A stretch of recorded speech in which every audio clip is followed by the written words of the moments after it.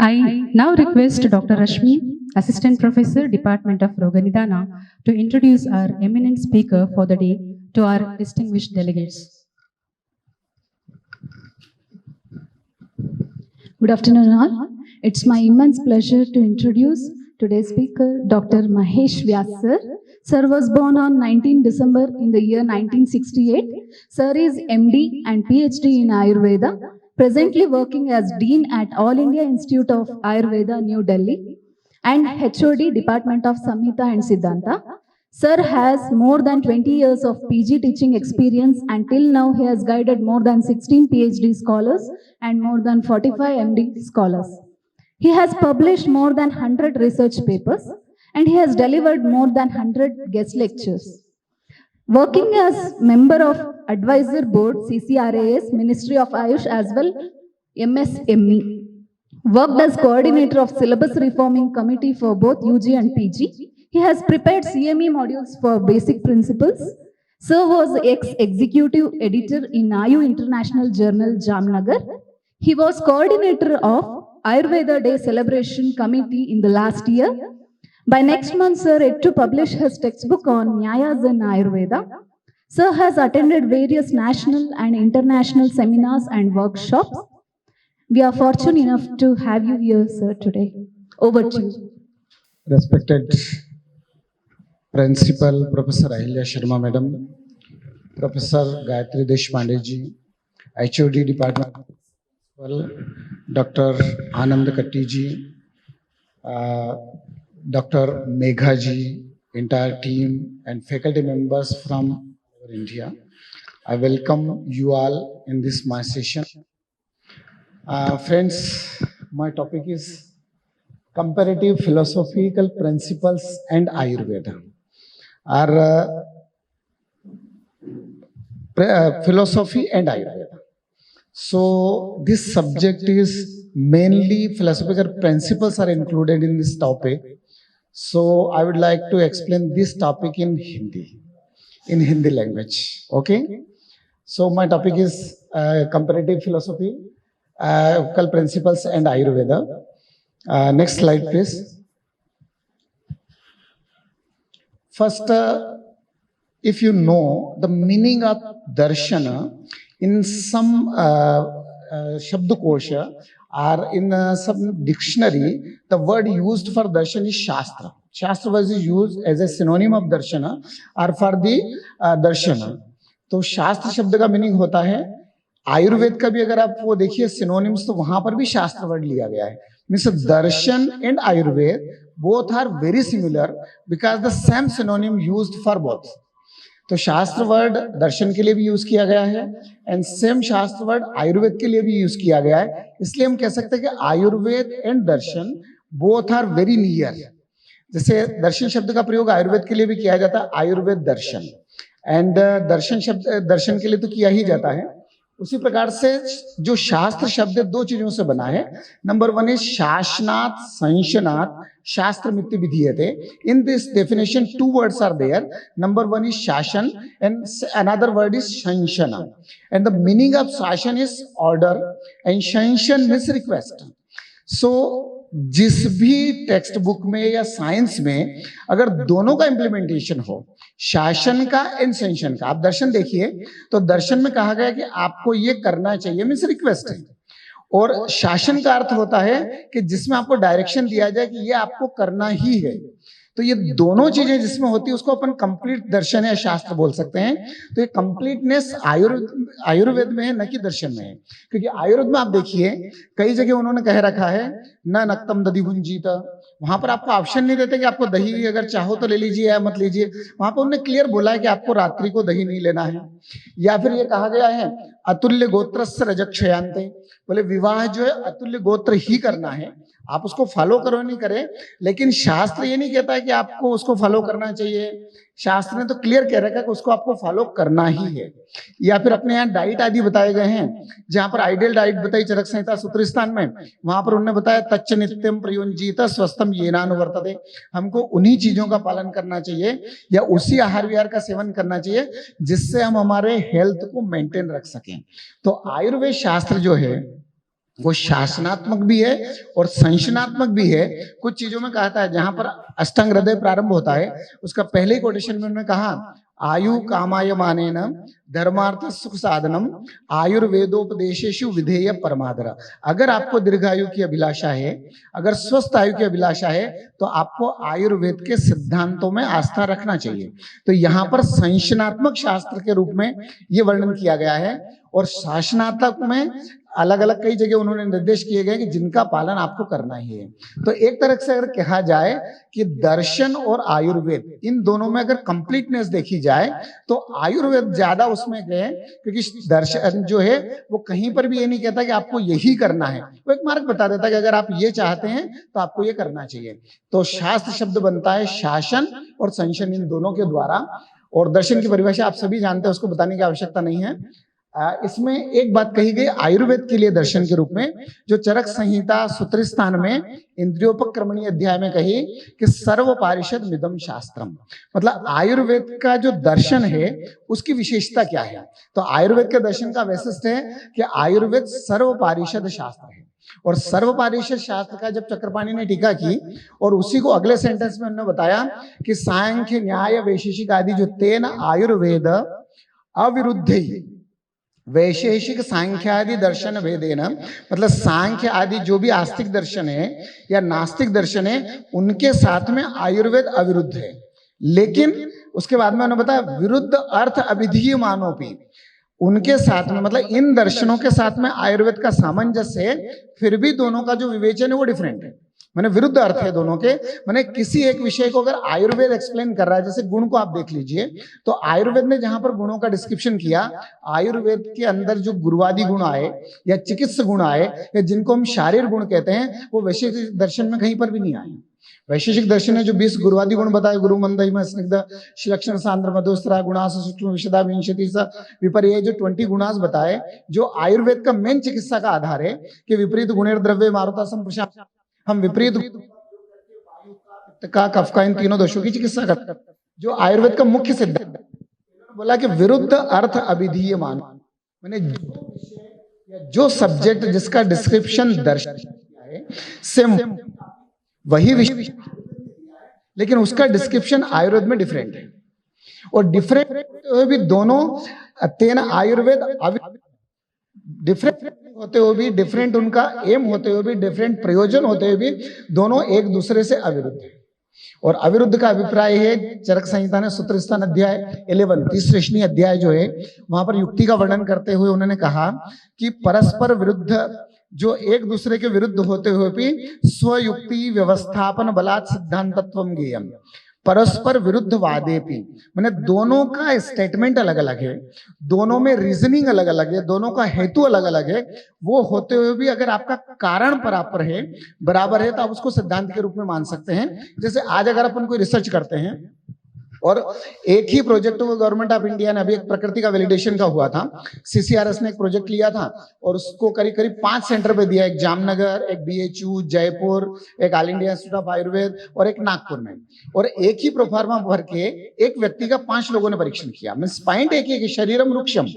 अब शरीरम वृक्षम को 5 लोगों ने देखा, एक ही व्यक्ति को, और 5 का अगर रिजल्ट अलग अलग है तो वहां पर उनका परिणाम अलग आ रहा है, जबकि पॉइंट एक ही देख रहे हैं। तो वैलिडेशन ही अपन उस आधार पे करते हैं कि हम 5 का आंसर एक आना चाहिए, और जब तक हमारा आंसर एक नहीं आ रहा तब तक हम उसको और वैलिडेट करते हैं या उसमें मॉडिफिकेशन करते हैं। तो उसी प्रकार से दर्शन में इन्होंने जो कहा कि अगर दोनों लोगों के स्टेटमेंट अलग अलग हैं, उसके नीचे रीजन अलग अलग है। जैसे उदाहरण के रूप में अगर अपन कोई मेडिसिन पे काम करते हैं, चित्रगादी वटी पे हमने काम शुरू किया, और चित्रगादी वटी में एक व्यक्ति ने कहा कि यह अग्नि का वर्धन करती है, और एक व्यक्ति ने कहा कि चित्रगादी वटी का 20 पेशेंट पर प्रयोग करने के बाद भी अग्नि का वर्धन नहीं हुआ। तो दोनों अपनी अपनी जगह सही हैं कि उन्होंने जिन व्यक्तियों को प्रयोग किया उनका प्रयोग जिनने चित्रकाति वटी पे किया गया है वो जिस ऋतु में किया गया, जैसे अपने यहाँ कहा गया विसर्गे बलिना प्राय स्वभावादि गुरु क्षमा, मैंने हमारी अग्नि जो है, अच्छा जो अग्नि है वो स्वाभाविक रूप से विसर्ग काल में उत्तम बल वाली रहती है, तो उस काल में अगर चित्रकाति वटी का प्रयोग करेंगे तो स्वाभाविक रूप से भी अग्नि का वर्धन होता है। जो अपने काल बताया गया है उनने आदान काल और विसर्ग काल की दो परिभाषा दी, और उसमें कहा गया आददाति पृथिव्याः सौम्यांश प्राणी नाम च बलम इति आदानम, माने जिसमें स्वाभाविक रूप से सूर्य जो है व्यक्तियों का बल और पृथ्वी के जो सौम्यांश है उसको खींच लेता है, और वही जब विसर्ग काल कहता है तो वहां पर कहा गया विसृजति पृथिव्या सौम्यांश प्राणी नाम च बलम इति विसर्ग। तो स्वाभाविक रूप से प्राणियों में बल का विसर्ग होता है या बल का आदान होता है, तो जिस काल में अग्नि स्वतः बलवान है उसमें अगर आप थोड़ा भी औषधि का प्रयोग करेंगे तो अग्नि बल आपको ज्यादा मिलेगा। और जिस ऋतु में अग्नि क्षीयमाणा नाम धातु नाम, जिसमें अग्नि भी क्षीयमाण अवस्था में है, धातु भी क्षीयमाण अवस्था में है, उस अवस्था में अगर आप औषधि का प्रयोग करेंगे तो वहां पर वो परिणाम नहीं मिलेगा। तो दोनों के परिणाम अलग अलग हैं। एक कहता है कि चित्रकाति वटी 80% अग्नि को वर्धन करती है, उसी चित्रकाति वटी का प्रयोग दूसरा व्यक्ति करके कहता है कि केवल 20% अग्नि को बढ़ाती है। तो दोनों ही अपनी जगह सही है। तो इसी प्रकार दर्शन के सिद्धांत हैं, दर्शन ने अपने प्रयोजन की पूर्ति के लिए उनका विवेचन किया और आयुर्वेद ने उन्हीं सिद्धांतों का विवेचन किया आयुर्वेद की प्रयोजन की पूर्ति के लिए। और आयुर्वेद का एकमात्र प्रयोजन है चिकित्सा करना, और दर्शन का मुख्य प्रयोजन था निश्रेयस। क्योंकि जहां पर अपन देखें सांख्य दर्शन का पहला सूत्र, तो सांख्य दर्शन ने कहा दुख त्रयाभिघातात जिज्ञासा तद अपघात के हेतु दृष्टे सापार्था चेन्नैकांतात अत्यंततो भावात, आत्यंतिक दुख निवृत्ति माने मोक्ष की प्राप्ति। उसी प्रकार से वैशेषिक दर्शन में अगर देखा जाए तो वहां पर उन्होंने पहले सूत्र में कहा गया धर्म विशेष प्रसूतात द्रव्य गुण कर्म सामान्य विशेष समवायाणाम पदार्थानाम साधर्म वेधर्माभ्याम तत्व ज्ञानात निश्रेयसम। तो वहां पर भी उनका मुख्य प्रयोजन है षड पदार्थ का ज्ञान करा के निश्रेयस माने मोक्ष की प्राप्ति। जो सांख्य ने बताया था 25 तत्वों का ज्ञान करा करके मोक्ष की प्राप्ति। न्याय दर्शन को अगर देख लें तो न्याय दर्शन ने बोला प्रमाण प्रमेय संशयन प्रयोजन दृष्टांत सिद्धांत अवयव तर्क निर्णय वाद जल्प विदंता छल जाति निग्रह स्थानानाम सम्यक ज्ञानात निश्रेयसाधिगम, माने इन चीजों का ज्ञान करा के प्रयोजन क्या है? मोक्ष की प्राप्ति। तो उनका प्रयोजन है मोक्ष की प्राप्ति, और आयुर्वेद का प्रयोजन है स्वस्थ के स्वास्थ्य की रक्षा और आतुर के विकार का प्रशमन। तो उन्होंने इन्हीं सिद्धांतों का प्रयोग चिकित्सा के लिए किया और उन्होंने इन्हीं सिद्धांतों का प्रयोग जो है वो मोक्ष प्राप्ति के लिए किया। जैसे इलेक्ट्रिसिटी है, कोई व्यक्ति इलेक्ट्रिसिटी का प्रयोग रेफ्रिजरेटर के लिए करता है, कोई व्यक्ति इलेक्ट्रिसिटी का प्रयोग फैन के लिए करता है, तो दोनों के परिणाम अलग आएंगे। फैन के द्वारा आपको हवा मिल सकती है और रेफ्रिजरेटर के जो है उसमें आप किसी चीज को कूलिंग कर सकते हैं। तो सिद्धांत वही है, उन सिद्धांतों को अपने प्रयोजन की पूर्ति के लिए उनका इम्प्लीमेंटेशन या उनका प्रयोग जो अलग अलग अर्थ में किया गया है। तो आयुर्वेद का दर्शन के साथ में विरुद्ध अर्थ अभिधीयमानो, ये मेन प्रिंसिपल है कि आयुर्वेद और दर्शन दोनों का प्रयोजन अलग अलग है, दोनों का अर्थ ही अलग अलग है, लेकिन सिद्धांत वही है। तो वही बात है कि आयुर्वेद का वैशिष्ट्य क्या है कि उन सिद्धांतों को लेकर के क्लिनिकल इंपॉर्टेंस उनका किस प्रकार से आयुर्वेद ने बताया, यही मुख्य चीज है। नेक्स्ट, और को उसमें लास्ट लाइन में उन्होंने कहा था न पूर्वा पर विरोधम आवहति। उन्होंने बोला कि दोनों के सिद्धांत एक ही हैं लेकिन उनका प्रयोग अलग अलग किया गया, उसका मीनिंग अलग अलग बताया, उसके बाद भी दोनों में न पूर्वा पर विरोधम आवहति, उनका आपस में किसी प्रकार का कोई भी कंट्रोवर्सी एक दूसरे के बीच में नहीं है, यानी वो एक दूसरे को फॉलो करते हैं, ये एक्सेप्ट किया गया दर्शन के सिद्धांत में। और ये बात कही गई चरक संहिता सूत्र स्थान इंद्रियोपक्रमणीय अध्याय में, चक्रपाणी टीका में उसको क्लियर किया गया। ये वाला जो अब एक कई बार which one is more ancient among दर्शन एंड आयुर्वेदा, या विच वन इज प्रायर, वो बात हम तब डिसाइड कर सकते हैं कि दर्शन ज्यादा प्राचीन है या आयुर्वेद ज्यादा प्राचीन है। वैसे कई बार जो कहा जाता है कि स्वयुक्ति व्यवस्थापन बलात्, सिद्धांत कहां पे बनता है कि आप अगर हेतु विश्च साधित, अगर आप उसका रीजन देते हैं, जैसे उदाहरण के रूप अपने इतिहास बताया गया तो अपन कहते हैं कि आयुर्वेद कितना प्राचीन है। उन्होंने बोला कि आयुर्वेद में तिथि करण मुहूर्त नक्षत्र आदि का प्रयोग आया है, में से जिस समय तक वार नहीं आया तो उससे पहले का आयुर्वेद है, वो उन्होंने एविडेंस दिया। तो अपन एविडेंस के आधार पर ये बता सकते हैं कि आयुर्वेद प्राचीन है या दर्शन प्राचीन है। और आप अगर देखें सुश्रुत संहिता सूत्र स्थान चैप्टर नंबर 1, वहां पर कहा गया अनुत्पाद्यव प्रजा श्लोक शतसहस्त्रम अध्याय सहस्त्रंच कृतवान स्वयंभू। अब यहाँ पर उन्होंने क्लियर कर दिया कि प्रजा की उत्पत्ति से पहले, इसकी टीका में उन्होंने डलहन में बता रखा लोक सृष्टि है प्राक, माने लोक सृष्टि की उत्पत्ति से पहले। दूसरा उन्होंने प्रजा पश्चात सृष्टवान इत्यर्थ, मैंने पहले उन्होंने आयुर्वेद का आविर्भाव किया, आयुर्वेद का स्मरण किया, उसके बाद में सृष्टि की उत्पत्ति की है। तो इसको देखने के से तो ये लगता है कि आयुर्वेद दर्शन से काफी प्राचीन है, क्योंकि दर्शन के जितने भी आचार्य हैं मैंने सृष्टि की उत्पत्ति ही नहीं की थी। दर्शन ब्रह्मा ने सोचा कि मेरे को सृष्टि की उत्पत्ति करना है, तो आप देखिए जब कोई भी चीज को डेवलप की जाती है तो उसके काफी आगे का सोच के वो करते हैं। जैसे बनारस हिंदू यूनिवर्सिटी की जब स्थापना करी पंडित मदन मोहन मालवीय जी ने, तो आज भी वो कैंपस इतना बड़ा है कि अभी उसमें आप 100 फैकल्टी और बना दीजिए तब भी वो कैंपस आपको छोटा नहीं लगेगा। पर जिस समय उन्होंने बनाया होगा उस समय तो थोड़ा सा बनाया, तब लोगों को लगता होगा कि इतना बड़ा फैकल्टी क्यों बनाया। तो ब्रह्मा ने भी जो सृष्टि की रचना की तो उन्होंने बोला कि इनके सुखपूर्वक जीवन के लिए, यानी इनको किसी प्रकार का कष्ट नहीं हो, तो उन्होंने पहले आयुर्वेद शास्त्र की, चिकित्सा शास्त्र की रचना की या उसका आविर्भाव किया, उसके बाद में सृष्टि की रचना की। तो इस एविडेंस को देखते हुए हम कह सकते हैं कि दर्शन या आयुर्वेद प्राचीन है। कौन प्राचीन है? क्योंकि उनने यहां पर कहा गया कि अनुत्पाद्येव प्रजा श्लोक शतसहस्त्रम अध्याय सहस्त्रम च कृतवान स्वयंभू। उसी प्रकार से अगर चरक संहिता में देखें, चरक संहिता सूत्र स्थान अध्याय 1 में जहां पर वो आयुर्वेद अवतरण बताया और वहां पर उन्होंने कहा अंगिरा जमदग्निश्च वशिष्ठ काश्यप भृगु आत्रेय गौतम सांख्य, ये जितने सब आयुर्वेद के आचार्यों का नाम लिखा। सुखोपविष्टास्ते तत्र पार्श्वे हिमवत शुभे, हिमावत के पार्श्व में सब इकट्ठा हुए। तो इनमें जितने आचार्य, इसमें दर्शन के ऑलमोस्ट आचार्यों के नाम आ गए। आत्रेय, गौतम, सांख्य, गौतम उसके अंतर्गत हैं, सांख्य के जानने वाले व्यक्ति उसमें। तब तक आयुर्वेद पृथ्वी पर नहीं आया था। यानी ये लोग, क्योंकि चरक संहिता सूत्र स्थान में अगर आप देखें तो उन्होंने वहां पर कहा गया है उसके लिए कि लोक हितार्थम, या फिर जो प्राणी मात्र उनके स्वास्थ्य की कामना से ये सब लोग हिम्मत पार्श्व में इकट्ठा हुए। तो तब तक आयुर्वेद इस पृथ्वी पर नहीं आया था और दर्शन आदि के जो आचार्य हैं वो वहां पर विद्यमान थे, इसलिए आयुर्वेद के अंदर दर्शन के सिद्धांत हैं। तो इस संदर्भ को अगर देखा जाए तो हम कह सकते हैं कि आयुर्वेद पृथ्वी पर बाद में आया, दर्शन और दर्शन शास्त्र के आचार्य पहले से थे। आप अगर वहां देखिए अथ मंगलाचरण शब्द जहां पर कहा गया तो अथ शब्द के कई अर्थ किए गए। अथ इति अनंतर्यार्थम मीन्स आफ्टर, अथ शब्द का मीनिंग दिया उन्होंने आफ्टर, और उसके चक्रपाणी ने 4-5 मीनिंग बताए। एक तो उन्होंने बताया कि अनंतर का मतलब होता है कि मंगलाचरण के बाद में, मैंने सबसे पहले उन्होंने अथ शब्द से मंगलाचरण कर दिया, उसके बाद में आगे का विषय बता रहे हैं कि दीर्घंजीविति अध्याय बता रहे हैं, अपमार्ग तंडुली बता रहे हैं या अरगवधि अध्याय बता रहे हैं। तो अथ शब्द मंगलाचरण के लिए किया, तो मंगलाचरण के बाद में विषय बताना, अथ मने उसके बाद में। दूसरा एक और उन्होंने बताया अथ इति दर्शन संस्कृत ज्ञान अनंतरम, बोला आयुर्वेद के लिए क्वालिफिकेशन है। जैसे आज हम टेस्ट लेते हैं कि बीएमएस के लिए टेस्ट लिया या एमडी के लिए क्वालिफाइंग टेस्ट है, उसमें इतने परसेंट तक नंबर आया, मेरिट में आया, उसको अपन पीजी में एडमिशन देते हैं, तो ये क्वालिफाइंग टेस्ट है। ऐसा ही पहले आयुर्वेद में एडमिशन के लिए टेस्ट था कि जिनको दर्शन और संस्कृत का ज्ञान है उसके बाद में वो आयुर्वेद में आ सकते हैं। तो उसका मतलब होता है अनंतर माने पश्चात, पश्चात शब्द को लिया गया। तो जिस व्यक्ति को आयुर्वेद में आना उसको पहले दर्शन का और संस्कृत का ज्ञान होना चाहिए। तो दर्शन और संस्कृत दोनों की विद्यमानता व्यक्ति में, पहले दर्शन का ज्ञान हुआ, संस्कृत का ज्ञान हुआ, उसके बाद में उसका आयुर्वेद में प्रवेश होता था।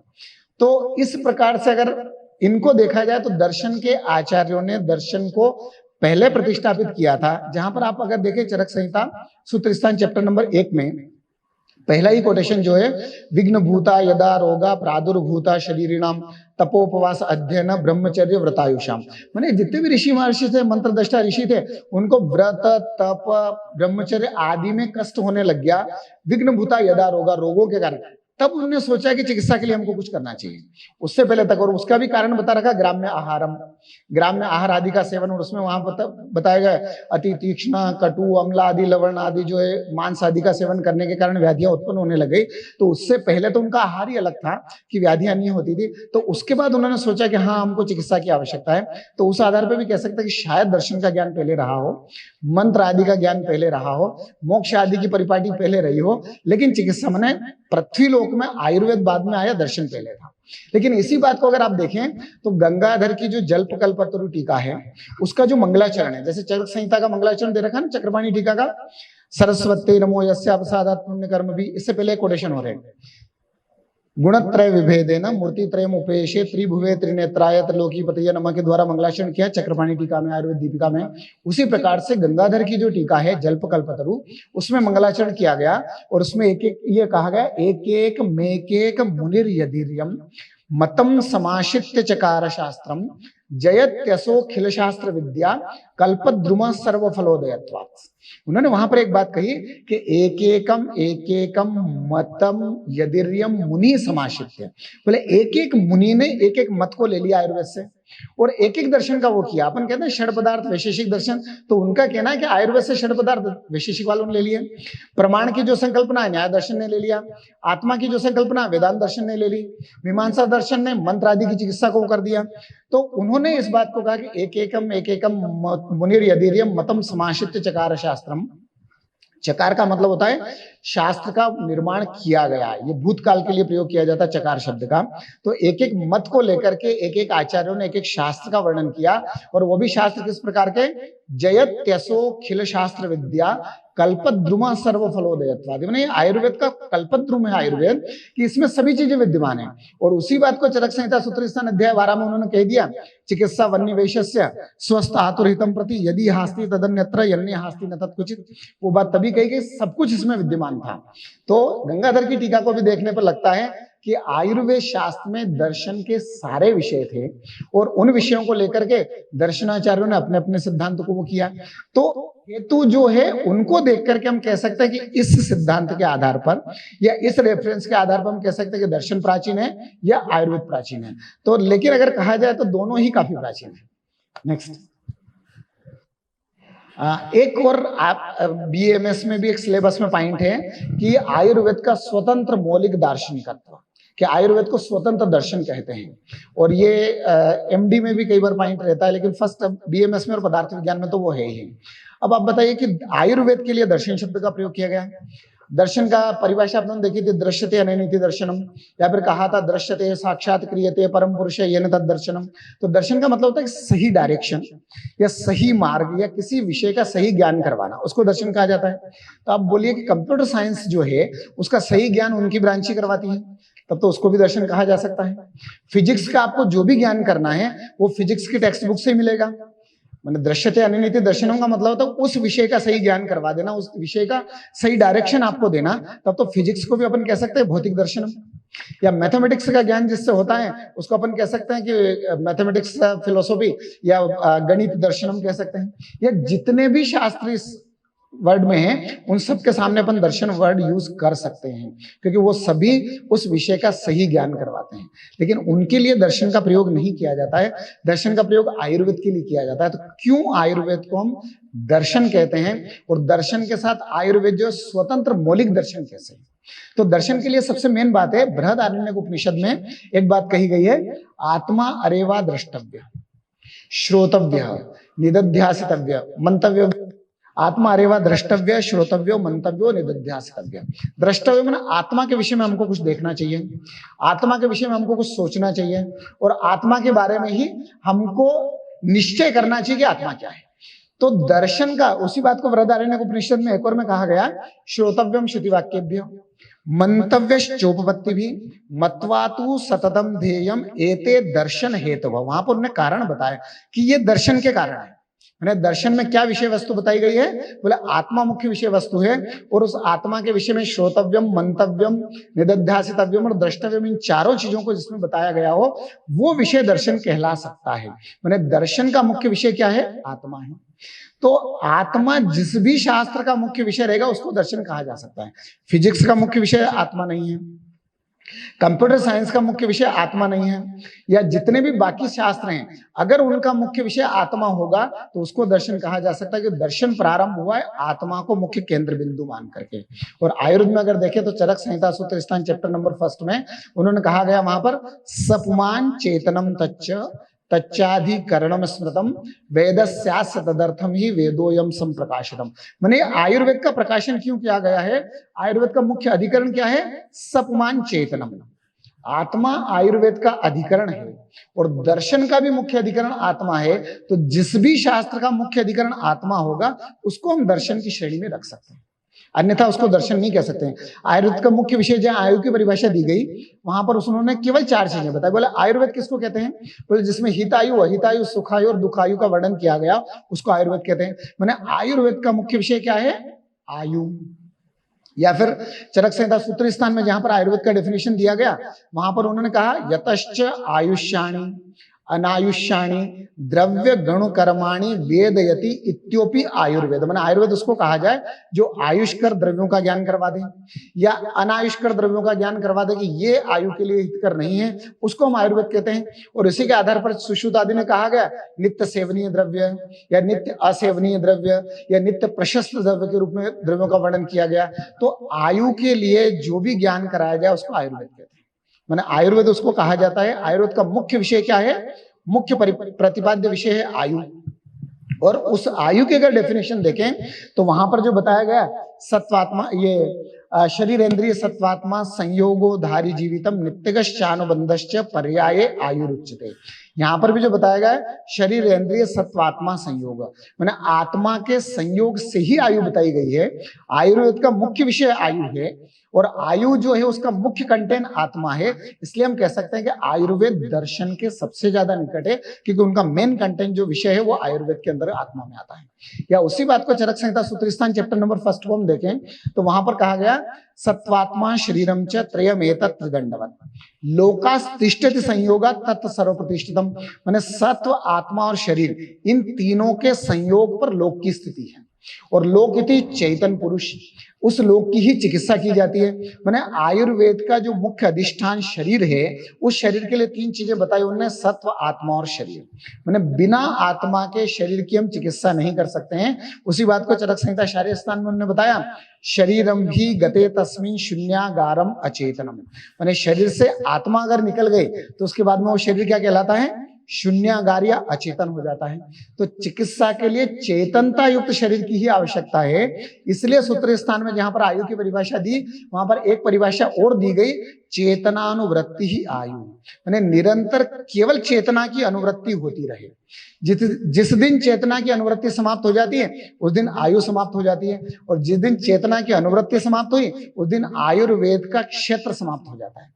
क्योंकि चिकित्सा तब तक कर सकते हैं जब तक चेतना की अनुवृत्ति है। इसलिए रसशास्त्र में कहा गया यावत कंठ गता प्राणा, माने एक व्यक्ति बिल्कुल मरणासन है, माने पल्स चल रही, कुछ साइन सिम्टम्स है कि व्यक्ति जीवित है, तब तक आप रस औषधि के द्वारा चिकित्सा कर सकते हैं। और वो जो लक्षण बता रखा वो किसके द्वारा है? आत्मा के द्वारा है। क्योंकि शरीर 6 तत्वों का बताया, पंच महाभूत शरीर समवाय पुरुष। और जब बताया गया कि पंचभूतावशेषत्वात् पंचत्वम गतम उच्यते, डेड बॉडी में भी पंच महाभूत तो विद्यमान है, एकमात्र आत्मा का निर्हरण हो चुका और उसके बाद हम चिकित्सा नहीं करते। कोई भी व्यक्ति ऐसा नहीं होगा जिसको आपने डिक्लेयर कर दिया होगा कि इसकी डेथ हो गई, उसके बाद भी अगर वो कहे कि नहीं मैं थोड़ी सी मेडिसिन और दे देता हूं, उससे पहले वो प्रयास करता है। तो चिकित्सा कब तक की जाती है? जब तक आत्मा की उपस्थिति है। तो आयुर्वेद का मुख्य अधिष्ठान आत्मा है, मुख्य क्षेत्र पंच महाभूत के साथ आत्मा है, और दर्शन का भी मुख्य विषय आत्मा है। इसलिए आयुर्वेद और दर्शन एक दूसरे के संपूरक है।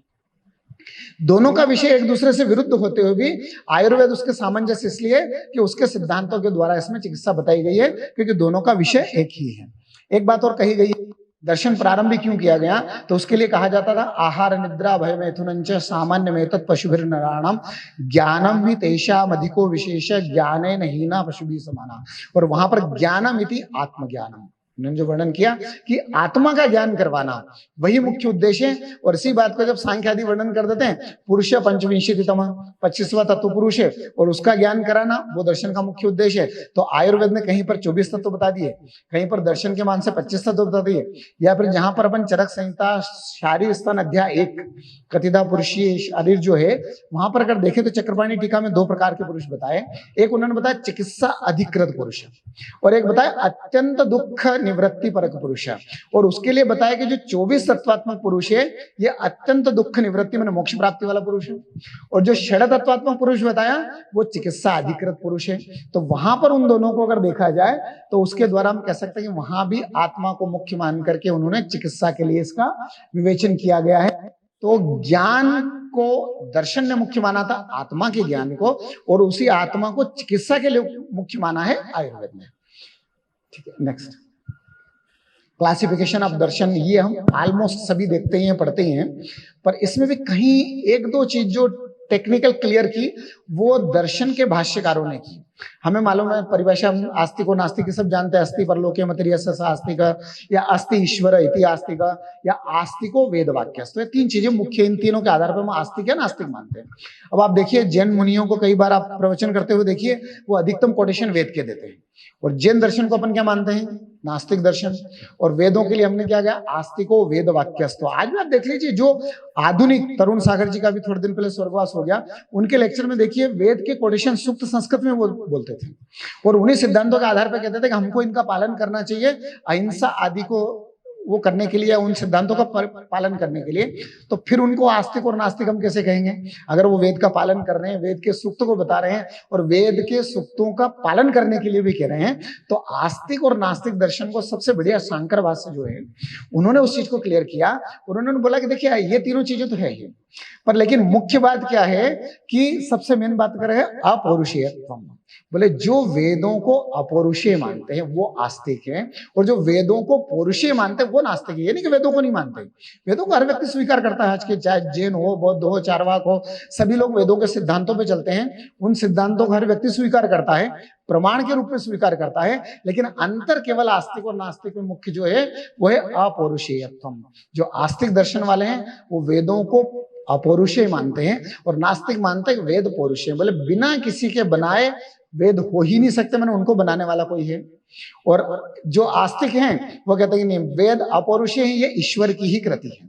और इस चीज को अगर अपन देखें तो गंगाधर की टीका में चरक संहिता सूत्र स्थान चैप्टर नंबर 30, जहां पर आयुर्वेद का शाश्वतत्व और नित्यत्व बताया, वहां पर उन्होंने बताया गायत्री परमात्माभ्याम उत्पत्ति श्रवणात् वेदो न नित्य।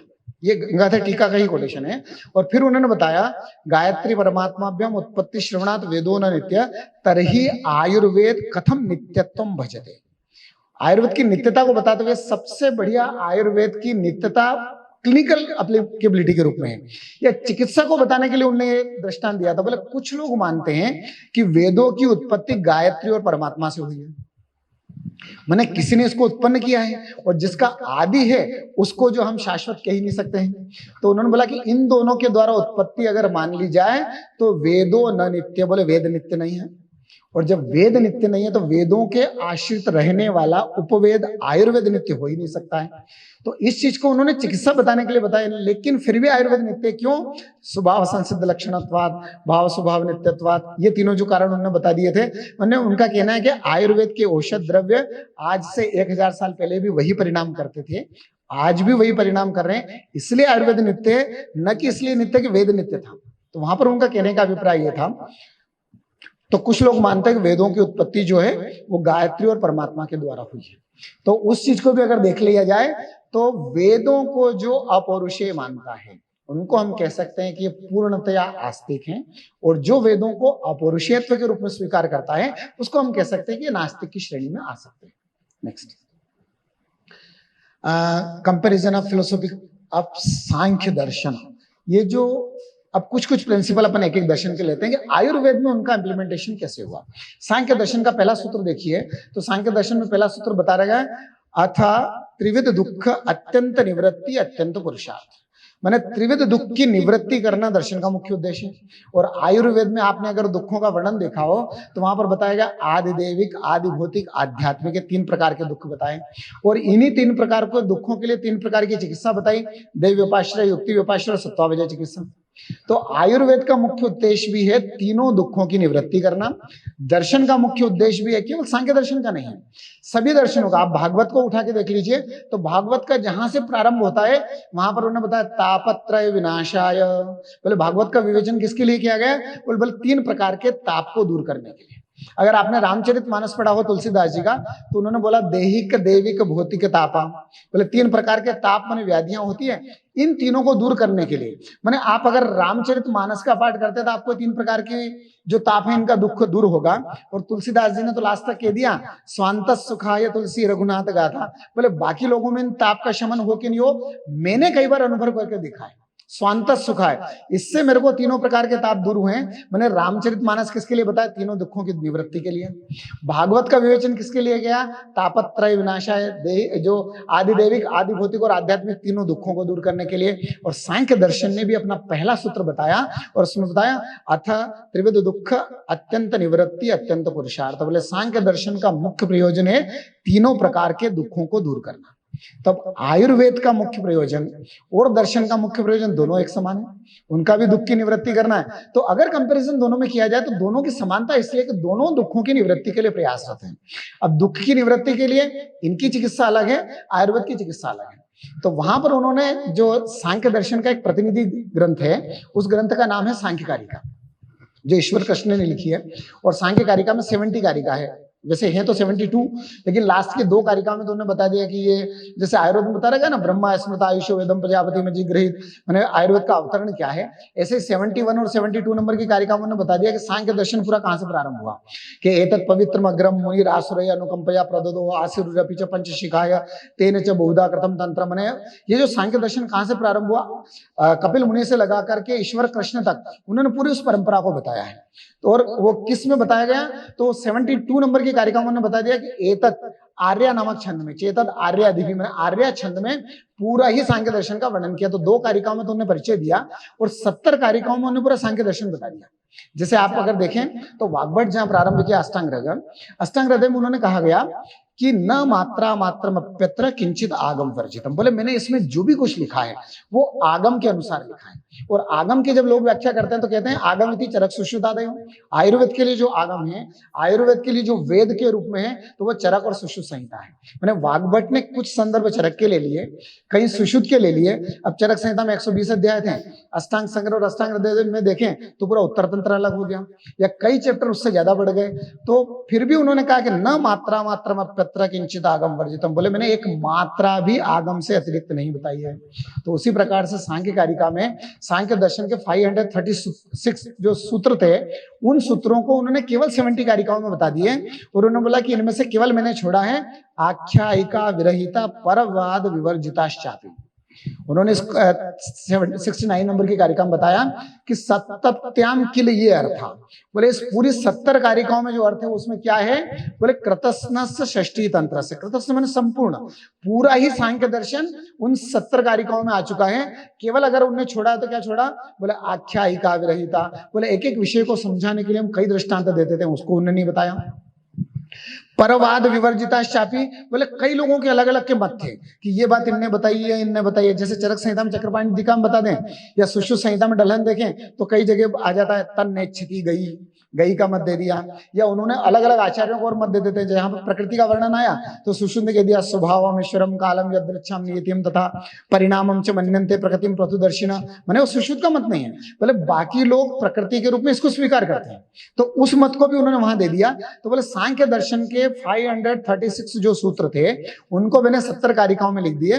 केवल आख्यायिका मैंने किसी विषय को विस्तृत विवेचन करना, और परवाद मैंने लोगों के अलग अलग मत मतांतर थे उनको उन्होंने नहीं लिखा, और पूरे सांख्य दर्शन को 70 कारिका में बता दिया। तो उस कारिका में उन्होंने बताया था त्रिविध दुख की निवृत्ति, उसका भी पहला सूत्र है दुख त्रयाभिघातात् जिज्ञासा तदपघात के हेतु दृष्टे सापार्था चेन्नैकांतात् अत्यंतो भवते। सांख्य कारिका की पहली कारिका है।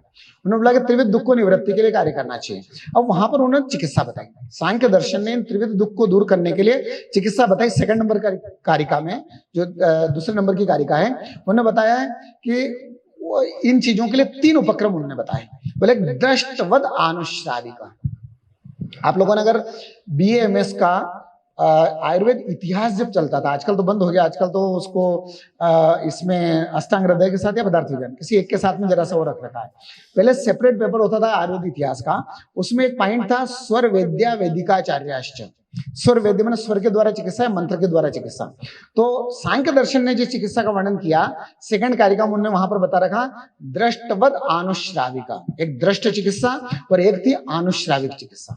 आनुश्राविक चिकित्सा बोलते हैं जिसको मंत्र चिकित्सा कहा जाता है, माने श्रवण के द्वारा मंत्र के द्वारा जो चिकित्सा की जाती है उसको आनुश्राविक चिकित्सा की जाती है। बोले सांख्य के समय तक भी 2 प्रकार की चिकित्सा थी। एक चिकित्सा थी दृष्ट चिकित्सा और दूसरी चिकित्सा थी आनुश्राविक चिकित्सा। पर दोनों ही चिकित्साओं ने बताया स अविशुद्धि क्षयातिशय युक्त, बोले दोनों में अविशुद्धि का दोष है या दोनों के परिणाम में क्षय और अतिशय का दोष है। बोले अविशुद्धि कैसे कि अगर किसी मंत्र का सही उच्चारण नहीं हुआ तो उसका परिणाम वो नहीं मिलेगा। जैसे देवी भागवत में कहा गया ना, भार्याम रक्षतु भैरवी की जगह भार्याम भक्षतु भैरवी, तो परिणाम ही अलग हो जाएगा, एक रक्षतु और एक जगह भक्षतु कर दिया तो उसी प्रकार से मंत्रों का अगर उच्चारण सही नहीं हुआ तो उसका परिणाम सही नहीं मिलेगा। जैसे अलग अलग मंत्र चिकित्सा बता रखी है, तो वहां बताया पुत्र कामो यजेत, स्वर्ग कामो यजेत, मोक्ष कामो यजेत, तो जिस जिसके लिए यज्ञ बताया अगर वो प्रॉपर नहीं हुआ, इसीलिए पुत्रेष्टि यज्ञ जब दशरथ ने किया तो उन्होंने बोला कि वशिष्ठ जी को ही बुला के उनके द्वारा ही करवाना पड़ेगा, अगर कोई दूसरा व्यक्ति करेगा तो हो सकता है उसका परिणाम वो नहीं मिले। तो इन चीजों का परिणाम तब मिलता है। और यही बात चिकित्सा में भी है, अगर आप पंचकर्म कराइए किसी व्यक्ति का, अगर आपने सम्यक शुद्धि नहीं करवाया तो आपको सही परिणाम नहीं मिलेगा, जितनी शुद्धि हुई वही परिणाम मिलेगा। तो वहां पर भी उन्होंने बोला था कि एक तो अनुश्राविक चिकित्सा थी, दूसरी चिकित्सा कहलाती है दृष्ट चिकित्सा, और दृष्ट चिकित्सा कहलाती है औषध के द्वारा। दृष्ट मैंने आपको सामने जिसका परिणाम दिखाई दे रहा है, अगर आपने कोई व्यक्ति ज्वर का पेशेंट आया तो ज्वर के जो मेडिसिन है आपने चाहे ज्वर संहार दे दिया या सुदर्शन घनवटी दे दी या फिर संशमनी वटी जो भी दी, और उसका परिणाम आया कि व्यक्ति ठीक हो चुका, इस चिकित्सा का नाम है दृष्ट चिकित्सा। मैंने सांख्य के समय पर भी दृष्ट और आनुश्राविक दोनों चिकित्साएं थी, पर लेकिन उन्होंने बोला कि इससे हमारे प्रयोजन की पूर्ति नहीं होती है, क्योंकि सांख्य दर्शन कहता है कि उनको त्रिविध दुख की निवृत्ति करना है, आत्यंतिक और एकांतिक निवृत्ति। और आत्यंतिक निवृत्ति का मीनिंग दे रखा है, आत्यंतिक इति नित्यम, अत्यंत निवृत्ति, और एकांतिक माने अवश्यम। दो प्रकार की है कि अगर आपने ट्रीटमेंट किया तो गारंटी ले रहे हैं कि ये ठीक होना ही है, ये तो हो गया एकांतता। और आत्यंतिक माने एक बार अगर उन्होंने उसको ट्रीट कर दिया तो उसके बाद पूरी लाइफ में कभी वो नहीं हो सकता है, उसको बोलते हैं त्रिकालिक निवृत्ति। मैंने सांख्य की त्रिविध दुख को निवृत्ति करने के दो प्रकार की निवृत्ति करना थी, एक आत्यंतिक माने अवश्यंभावी, अगर उन्होंने वो ट्रीटमेंट किया तो व्याधि समाप्त होना है, और एक जो है वो त्रिकालिक निवृत्ति माने एक बार वो हो गया और वो तभी संभव है कि जब मोक्ष के द्वारा चिकित्सा की जाए। क्योंकि दृष्ट चिकित्सा भी एक बार कोई ज्वर का पेशेंट आया, फीवर के पेशेंट को आप ट्रीट कर दीजिए, नेक्स्ट सीजन में फिर हो सकता है। अगर किसी व्यक्ति को अतिसार है या कोई व्यक्ति ओबेसिटी का है, 100 kg वेट था, आपने चिकित्सा करके 72 पे लिया है, उसकी गारंटी नहीं कि पूरी लाइफ भर वापस वो 72 से ऊपर नहीं बढ़ेगा। ठीक है, 2 महीने बाद अगर उसने फिर आहार विहार का ध्यान नहीं रखा, उसका वेट वापस बढ़ गया। तो ये जो दृष्टि चिकित्सा है और आनुश्राविक चिकित्सा है, ये दोनों ही चिकित्साओं के परिणाम क्या है कि वापस वो होते रहते हैं, एकांतिक और आत्यंतिक निवृत्ति उनके द्वारा नहीं होती है। इसलिए उन्होंने तीसरी प्रकार की चिकित्सा बताई सांख्य दर्शन ने, और बताया तद विपरीत श्रेयान, इसके विपरीत एक चिकित्सा हो रहे, और वो क्या है, व्यक्ता व्यक्तज्ञ विज्ञानात्, बोले व्यक्त अव्यक्त और ज्ञ, इन 25 तत्वों का ज्ञान करना, ये एकांतिक और आत्यंतिक निवृत्ति करती है। और ये निवृत्ति कैसे करती है, कर्म का क्षय करने के बाद में। देखिए आयुर्वेद भी चिकित्सा बताता है कर्म के द्वारा।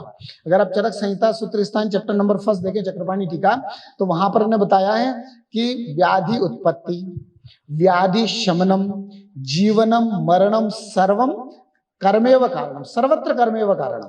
और फिर आगे की लाइन में बता दिया कि किम हंत किम अनेन कर्म अनुविधायिना आयुर्वेद ने। बोला आयुर्वेद क्या है, बोला कर्म का अनुसरण करने वाला है। अगर आपके बलवान कर्म है, आप कोई सी भी चिकित्सा कर दीजिए, व्यक्ति ठीक नहीं होगा।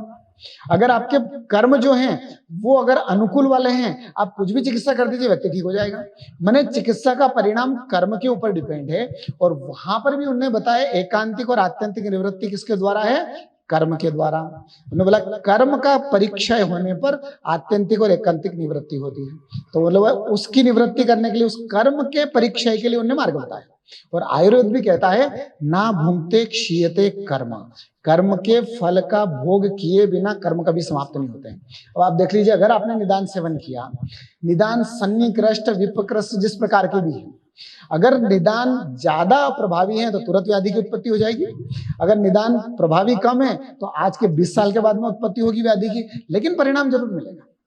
तो बिना, अगर आपने निदान का सेवन किया तो उसका परिणाम मिले बिना निदान शमन नहीं होते हैं। इसी बात को उन्होंने कर्म के द्वारा बता दिया, ना भुंक्ते क्षीयते कर्म फल शतैरपि। आप भले कितने ही जन्म ले लीजिए, अगर आपके तब तक कर्म बलवान है तो उस कर्म का आपको परिणाम दिखाई नहीं देगा। अगर किसी व्यक्ति को कहिए कि आपको कोई लोग अगर उसको धमकी दे रहे हैं, 4 बॉडीगार्ड रख लीजिए, तो जब तक बॉडीगार्ड वहां खड़ा है तब तक वो व्यक्ति आपके ऊपर अटैक नहीं करेगा। जिस दिन उसने देखा आज बॉडीगार्ड नहीं है, उस दिन जो भी है वो सब पॉसिबल है। तो अपने आप यही बात कहा गया कि कर्म के आधार पर जिस दिन दुर्बलम उपहन्यते, जो चीज दुर्बल हुई, कर्म जिसको अपन बोलते हैं पौरुष और एक कर्म है। निर्दिष्टम देव शब्देन कर्मयत पूर्व देहिकम, एक देव है एक पौरुष है। तो देव जो है पूर्व जन्म कृत कर्म है और एक ये जन्म कृत कर्म है। इनमें से जो बलवान होगा उसका परिणाम दिखाई देगा। अगर आपके कर्म मोक्ष वाले हैं तो मोक्ष हो जाएगा। और इसी चीज को चरक संहिता शारीर स्थान में बताया, सत्व वृद्ध्या निवर्तते। यद्यपि आयुर्वेद ने चिकित्सा के लिए सब चीजों का वर्णन किया, लेकिन फिर भी दर्शन के कॉन्सेप्ट को उन्होंने वहां पर बता रखा है। बोले मोक्ष कैसे होता है? बोले सत्व की वृद्धि है तो मोक्ष हो जाएगा। रज और तम है, रजस तमोभ्यम आविष्ट चक्रवत परिवर्तते। बोले रज और तम का अगर प्रभाव है, उनका अगर प्राधान्य है तो चक्रवत परिभ्रमते, बने पुनर्जन्म होता रहेगा। और इसी बात को शंकराचार्य जी ने वहां पर कह दिया, पुनरपि जननम पुनरपि मरणम पुनरपि जननी जठरे शयनम। जो उनका भज गोविंदम भज गोविंदम भज गोविंदम मूढ़ मते, उनका भज गोविंदम जो शंकराचार्य जी का है, वहां पर उन्होंने कर्म को ही कारण बताया। आयुर्वेद भी व्याधि की उत्पत्ति में कर्म को कारण मानता है, और दर्शन भी जन्म और उसमें। मैंने देखिए कर्म को आयुर्वेद ने लिया किसके लिए? व्याधि की उत्पत्ति को बताने के लिए। वही कर्म कारण दर्शन के मान से शरीर की उत्पत्ति के लिए। मैंने दर्शन का मुख्य उद्देश्य है कि शरीर की उत्पत्ति नहीं हो तो उसके लिए मोक्ष आवश्यक है। आयुर्वेद का मुख्य उद्देश्य की व्याधि की उत्पत्ति नहीं हो तो उसके लिए उन्होंने इनके द्वारा, इस कर्म के द्वारा बता दिया कि आपके कर्म इस प्रकार के हों, आपका आहार विहार इस प्रकार के हों, आपके सद्व्रत और स्वस्व्रत के नियम इस प्रकार के हों। सत्यवादिनम अक्रोधम निवृत्तम मध्यम। जब योग दर्शन के पूरे सिद्धांत लिए, उन्होंने यम नियम को मुख्य रूप से ले लिया। आसन थोड़ा बहुत बता दिया, उसके बाद चीजों को छोड़ दिया। तो वहां पर भी अहिंसा, सत्य, अस्तेय, ब्रह्मचर्य, अपरिग्रह, यमा या शोच, संतोष, तप, स्वाध्याय, ईश्वर प्रणिधाना नियमा, इन चीजों को स्वस्थ और सद्व्रत में ले लिया। और इनके द्वारा उन्होंने क्या कहा कि व्याधि की उत्पत्ति ने, माने इन्हीं चीजों को उन्होंने मोक्ष प्राप्ति के लिए बताया योग दर्शन ने। क्योंकि जब आयुर्वेद में शारीर स्थान में आयुर्वेद बोल रहा है कि योगे मोक्षे च सर्वासाम वेदनानाम अवर्तनम, मोक्षे निवृत्ति निशेषा योगो मोक्ष प्रवर्तका, मोक्ष के लिए योग दर्शन है। और उसी के सिद्धांतों को आयुर्वेद ने लेकर के व्याधि की निवृत्ति के लिए बता दिया। जो यम और नियम है उनका प्रयोग करके स्वस्थ व्रत और सद्व्रत में, तो नियम वही लिए, एक चिकित्सा के लिए ले लिए, उन्होंने मोक्ष के लिए ले लिए। तो इन्होंने जो 3 प्रकार की चिकित्सा बताई थी, दृष्ट, अनुश्राविक और एक और माने आत्म का ज्ञान या 25 तत्वों का ज्ञान, इसके द्वारा हम चिकित्सा कर सकते हैं। और इन चीजों को 2 शब्दों के द्वारा उन्होंने बताया। एक को बताया उन्होंने प्रकृति, एक को बताया विकृति। भले मूल प्रकृति अविकृति। सांख्य की अगली वाली कारिका में उन्होंने बता रखा कि जो 25 तत्व हैं इनको उन्होंने बताया कि मूल प्रकृति अविकृति, महदाद्या प्रकृतयो विकृतया सप्त, षोडशकस्तु विकारो न प्रकृति न विकृति पुरुष। भले 16 विकार के साथ में 25 तत्व हो गए। इन 25 तत्वों का ज्ञान करने से मोक्ष की प्राप्ति होगी। अब आप एक बार देखिए, किसी व्यक्ति को आप कहो कि आपको ये काम नहीं करना है, तो पूरी लाइफ भर सोचेगा कि मेरे को मौका मिल जाए तो सबसे पहले ये करके देखूंगा, उन्होंने मना क्यों किया मुझे। तो सांख्य ने यद्यपि उनको मेन ज्ञान करवाना था आत्मा का, मोक्ष के लिए केवल आत्मज्ञान जरूरी है, पर उन्होंने बोला सृष्टि में 25 तत्व हैं, अगर इसको कह दिया व्यक्त का ज्ञान मत करो, महान को छोड़ दो, इंद्रियों को छोड़ दो, तो बोले कहीं ना कहीं उसका मन लगा रहेगा कि ये चीज मेरी रह गई। और जब कहा जाता है कि आखिरी समय तक अगर आपके मन में जो अभिलाषा रहती है उसको पूरा करने की फिर इच्छा रहती है, तो हो सकता है फिर पुनर्जन्म हो जाए। तो उन्होंने बोला कि पहले इन सब तत्वों को आप खुद जान लीजिए, और जानने के बाद जब आपको विश्वास हो जाए कि नहीं ये काम के नहीं केवल एक काम का है, ये जब आपको खुद को विश्वास हो जाएगा तब आप केवल आत्म तत्व में जाएंगे। तब तक आपको कोई भी बताता रहे, आप खुद भी कोई भी व्यक्ति है, अपने यहाँ एक बात कही गई है, संत परीक्षा नतरत भजन्ते मूढ़ पर प्रत्यय नेय बुद्धि, पुराण मित्ते वन साधु सर्वम न चापि काव्यम नवमीत वध्यम, संत परीक्षा नतरत भजन्ते मूढ़ पर प्रत्यय नेय बुद्धि। जो बुद्धिमान व्यक्ति होते हैं वो किसी व्यक्ति ने कह दिया इसलिए मान लिया नहीं मानते, बोले हम खुद देखेंगे इसका परिणाम। अगर उसका परिणाम उनको नहीं मिला तो बोले नहीं मैं विश्वास नहीं करता। अगर आपने कह दिया कि घी खाने से या शुद्ध गोघृत से कोलेस्ट्रॉल नहीं बढ़ता है, आपने 2 महीने तक उसको खिलाया, उन्हें कोलेस्ट्रॉल टेस्ट किया, बिल्कुल भी नहीं बढ़ा, तो मान लेंगे कि बिल्कुल मान सकता हूं। अन्यथा वो कहेगा कि ये स्नेह और इससे नहीं बढ़े कोलेस्ट्रॉल में मान ही नहीं सकता। तो जब तक वो खुद एविडेंस नहीं देखेगा तब तक उसको स्वीकार नहीं करता है। तो उसी प्रकार से आयुर्वेद और दर्शन दोनों ने अपने अपने एविडेंस दे रखे कि इसके द्वारा ये परिणाम मिलता है। तो कर्म के द्वारा व्याधि उत्पन्न हो जाती है, कर्म के द्वारा अपन व्याधि को शमन कर देते, वो कर्म के द्वारा मोक्ष की उत्पत्ति हो जाती है। और उन्हीं कर्मों के द्वारा, क्योंकि सांख्य कारिका ने लास्ट में बता चरितार्थत्वात् प्रधान विनिवृत्तौ, धर्माधीनम अकारण प्राप्त, धर्म अधर्म आपने जो भी किया उसके द्वारा जब कारणता समाप्त हो जाएगी तब मोक्ष होता है। इसी बात को चरक संहिता शारीर स्थान में बता दिया। पुरुषो राशि संज्ञस्तु मोह इच्छा द्वेष कर्मज, माने शरीर की उत्पत्ति क्यों होती है उसका कारण जब चरक ने शारीर स्थान में बताया कि पुरुषो राशि संज्ञस्तु मोह इच्छा द्वेष कर्मज, मोह इच्छा द्वेष आदि जो कर्म है इनके द्वारा शरीर की उत्पत्ति होती है, व्याधियों की उत्पत्ति का कारण है। और उन्हीं चीज को उन्होंने शरीर की उत्पत्ति का कारण बता रखा, तो सिद्धांत वही लिए, लेकिन आयुर्वेद ने प्रकृति, मूल प्रकृति को उन्होंने बता दिया। आयुर्वेद ने प्रकृति को हमारे यहाँ जो प्रकृति का कॉन्सेप्ट है उसके रूप में ले लिया, और विकृति को उन्होंने जो उसके द्वारा उत्पन्न हो रहा है उसको विकृति बता दिया। हमारे यहाँ पर विकृति को व्याधि के रूप में बता दिया, और उसकी परिभाषा दे दी विकारो धातु वैषम्यम साम्यम प्रकृति उच्यते सुख संज्ञकम आरोग्यम विकारो दुखमेव च। दोनों का कॉन्सेप्ट एक ही है कि जब त्रिगुण की साम्यावस्था रहती है उसको प्रकृति कहते हैं, और आयुर्वेद कहता है जो अपना वात पित्त और कफ है इनकी जो अवस्था है वो प्रकृति है, और उसके लक्षण बता दिए प्रकोपो वा अन्य भावो वा क्षयो वा नोपजायते, प्रकृति नाम स्वभावेन जायते तु गता विषय सुश्रुत ने बताया। या फिर अपने यहाँ जो बताया गया है कि शुक्र शोणित संयोग को बता दिया, उन्होंने बताया स्व कारणोद्रेक जनिता निर्विकारिणी दोष स्थिति प्रकृति नाम जन्म मरण अंतराल भाविनी, जो रसवैशिक नागार्जुन ने जहां पर बताया उन्होंने बोला कि निर्विकारिणी दोष स्थिति, तो वहां पर जो उन्होंने प्रकृति बताई बोले सत्व रज और तम की साम्य अवस्था का नाम प्रकृति है, और इसका वैषम्य हुआ तो विकृति के रूप में पूरी सृष्टि की उत्पत्ति हुई। हमारे यहाँ इन तीनों का अगर वैषम्य हुआ तो उसका नाम ही विकृति के रूप में व्याधि के रूप में है। और वहां पर जब चरक ने बताया कि व्यक्ताद अव्यक्तताम याति, अव्यक्ताद व्यक्तताम याति, व्यक्ताद अव्यक्तताम पुनः, मतलब सृष्टि में एक ही चीज होती है, जो अव्यक्त है वो व्यक्त हो गया, फिर व्यक्त कर्म करने के बाद में अव्यक्त का अवस्था में चला गया। अपने यहाँ जो है दोष साम्यावस्था में तो उसको स्वस्थ कहा, वैषम्य अवस्था में आ गया तो हम हमारे सारे प्रयत्न करके उसको साम्यावस्था में लाते हैं, और उनका भी मुख्य उद्देश्य कि दोषों को सत्वरजतम को साम्य अवस्था में लाना।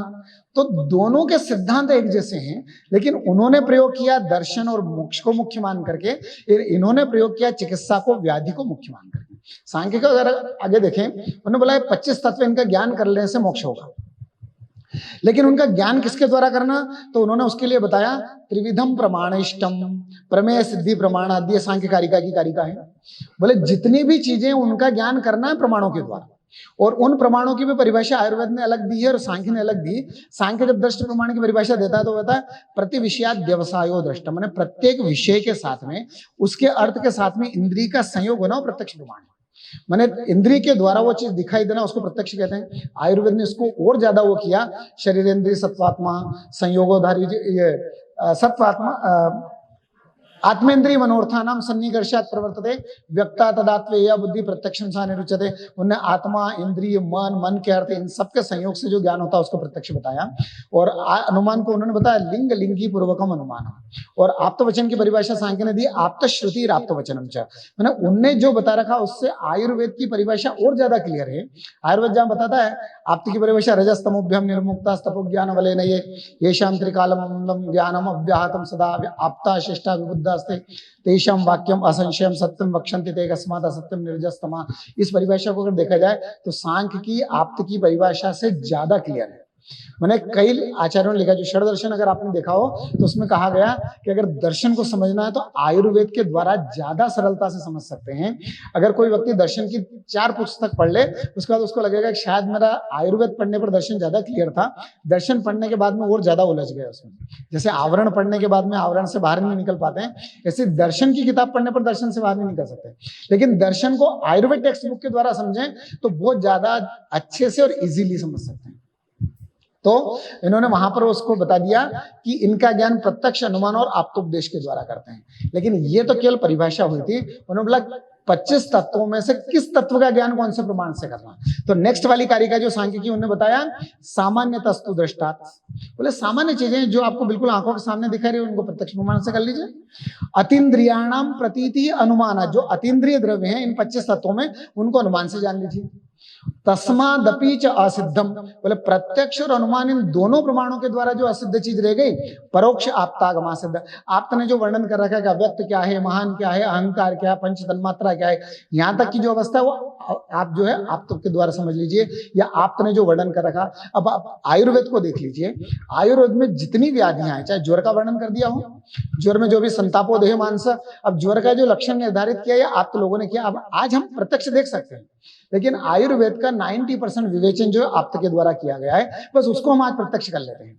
तो आयुर्वेद का विवेचन भी आप्त के द्वारा है, आयुर्वेद भी प्रत्यक्ष के वर्णन कर रखा है, और वहां पर उन्होंने बता रखा प्रत्यक्षम ही अल्पम अनल्पम अप्रत्यक्षम येरेव इंद्रिय प्रत्यक्षम उपलब्धते तान्यव संति अप्रत्यक्षानि, ये जो चरक में कहा गया है।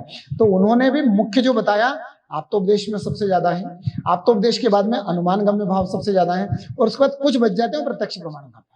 लेकिन चिकित्सा करते समय इसका ठीक विपरीत है कि ये जो सब चीजें बता रखी थी उनमें प्रत्यक्ष गम्य सबसे ज्यादा है कि आप प्रत्यक्ष उन चीजों को चाहे इन्वेस्टिगेशन के द्वारा प्रत्यक्ष कर लीजिए और उसका अनुमान करके व्याधि का ज्ञान कर लीजिए। क्योंकि ज्वर जो बताया गया, ज्वर का लक्षण बताया संतापो देह मानस, और उनका लक्षण बताया वैचित्यम अर्ति ग्लानि मनस्ताप लक्षणम। तो वहां पर वैचित्य आपको पता लग जाएगा, ग्लानि आपको पता लग जाए। तो ग्लानि को आपने प्रत्यक्ष देखा तो आपने अनुमान किया कि इसको क्या है, ज्वर है।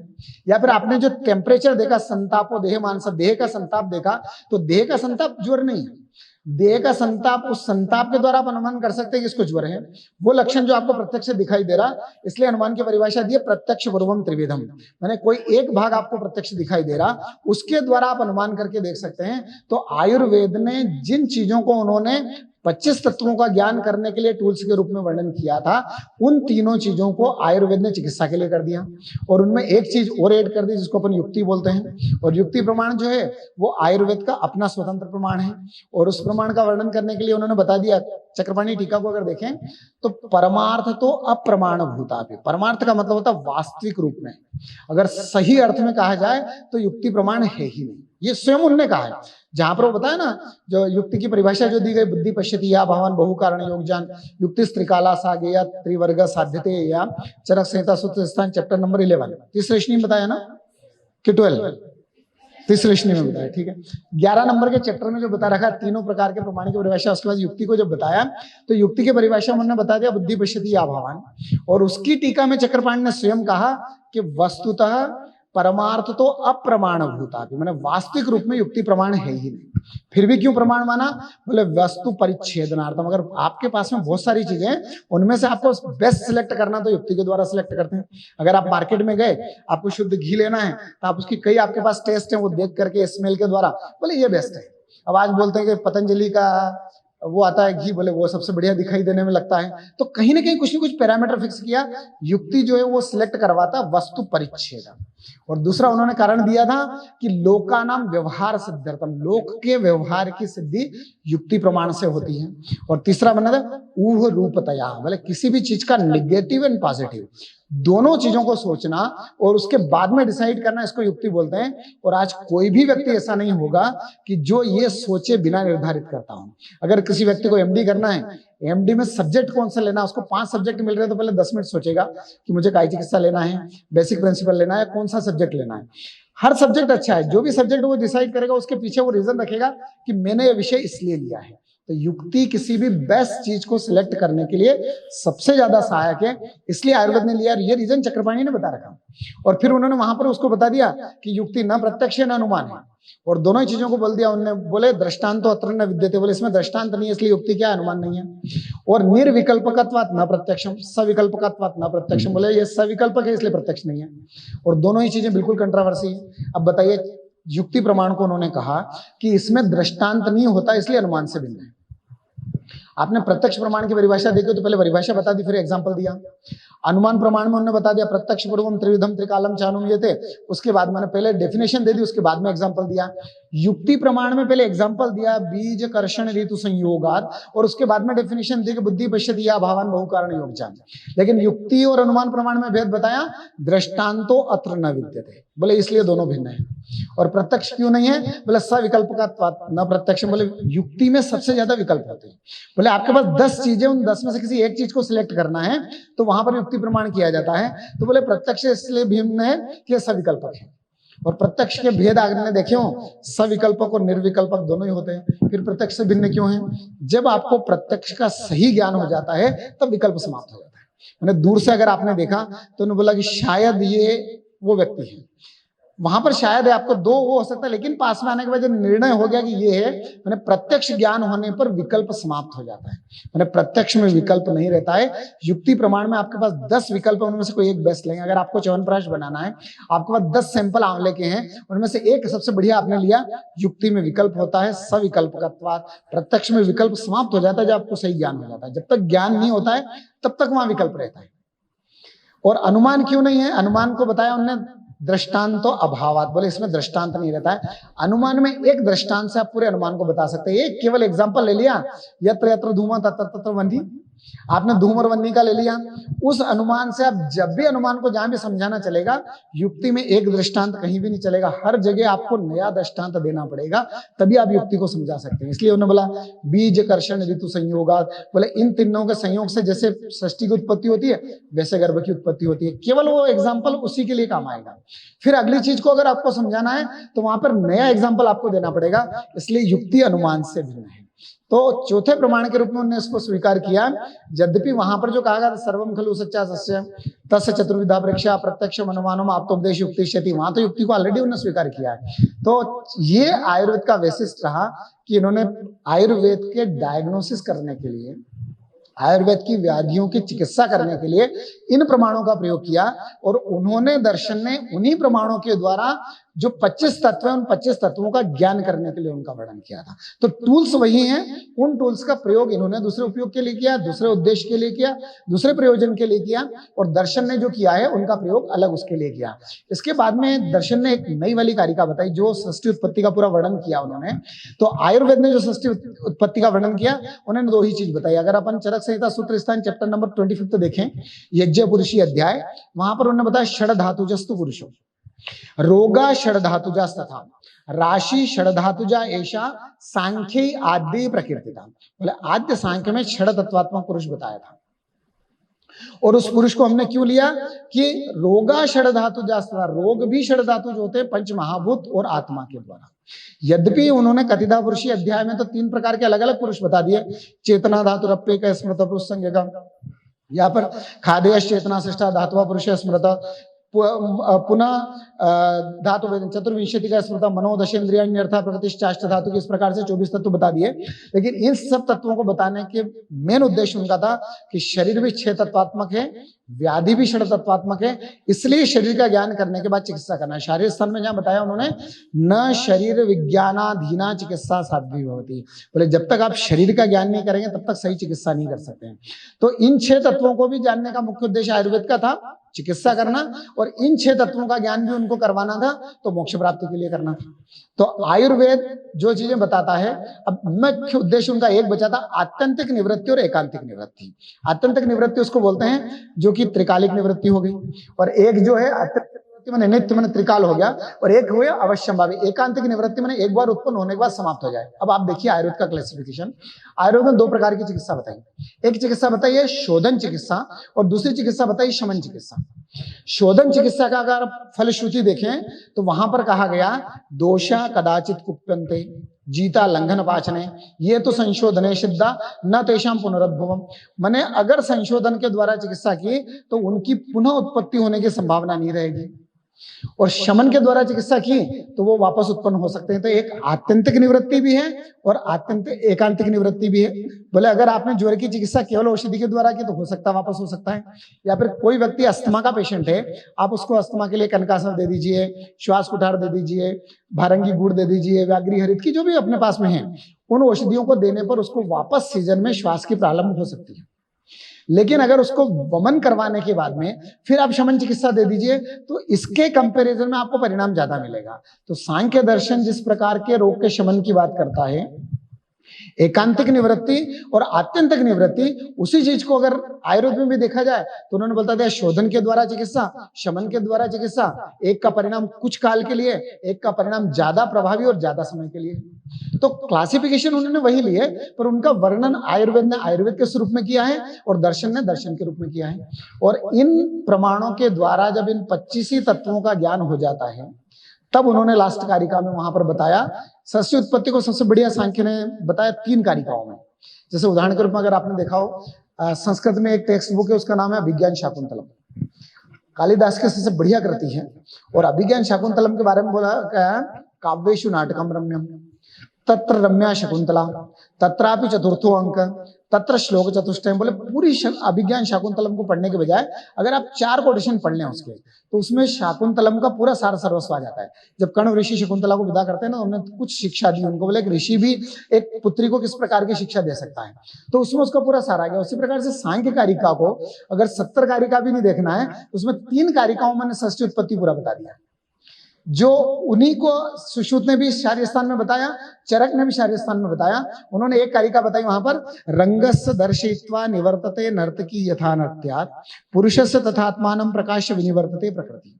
उन्हें एक एग्जांपल दिया सबसे बढ़िया, बोले अगर आप किसी नर्तकी को जानते हो, उसने जो जो अभिनय किया हर एक में अलग अलग पात्र के रूप में किया। किसी में महाभारत का मंचन किया तो उस पात्र के रूप में हो गई, वो करने के बाद में फिर अगला कोई रोल किया तो उस रूप में आ गया। उसी प्रकार से व्यक्ति अलग अलग शरीर को धारण करता है। इसी बात को गीता में बता दिया, वासांसि जीर्णानि यथा विहाय नवानि गृह्णानि नरोपराणि। बोले शरीर जिस प्रकार से हम अलग अलग वस्त्र परिवर्तित करते हैं, उसी प्रकार से आत्मा शरीर को परिवर्तित करती है। बोले सृष्टि की उत्पत्ति कैसे होती है, बोले जिस प्रकार से रंगस्य दर्शयित्वा निवर्तते नर्तकी यथा नृत्यात्। नर्तकी अपना वो अभिनय पूरा करने के बाद में अपने वास्तविक स्वरूप में आ जाती है, फिर अगले अभिनय में अगले स्वरूप में चली जाती है। उसी प्रकार से शरीर की उत्पत्ति होती है। एक और उन्होंने बताया कि वत्स विवृद्धि निमित्तम यथा प्रवृत्ति अज्ञस्य शिरस्य पुरुष विमोक्ष निमित्तम तथा प्रवृत्ति प्रधानस्य। बोले जिस प्रकार से शिशु की उत्पत्ति से पहले उसके पोषण के लिए स्तन्य की उत्पत्ति हो जाती है, उसी प्रकार से 24 तत्व आत्मा के साथ संयोग करके मोक्ष के लिए उत्पन्न होते हैं। माने इनकी उत्पत्ति का कारण क्या है, बोले मोक्ष के लिए आगे बढ़ते हैं 24 तत्वों का सर्ग होता है। और वो बताया था किस प्रकार से होता है, बोले रंगस्य दर्शित्वा। और एक लास्ट में उन्होंने बताया पंग अंधवत उभयोरपि संयोगस्तत्कृता सर्ग। बोले एक प्रकृति एक पुरुष है, बिना दोनों के मिले सृष्टि का सर्ग हो ही नहीं सकता है। एक को पंग की संज्ञा दी गई है, एक को अंध की संज्ञा दी गई है, दोनों साथ मिलने पर ही सर्ग हो सकता है। तो उन्होंने पूरे सृष्टि क्रम को इन 3 कारिकाओं में बता दिया।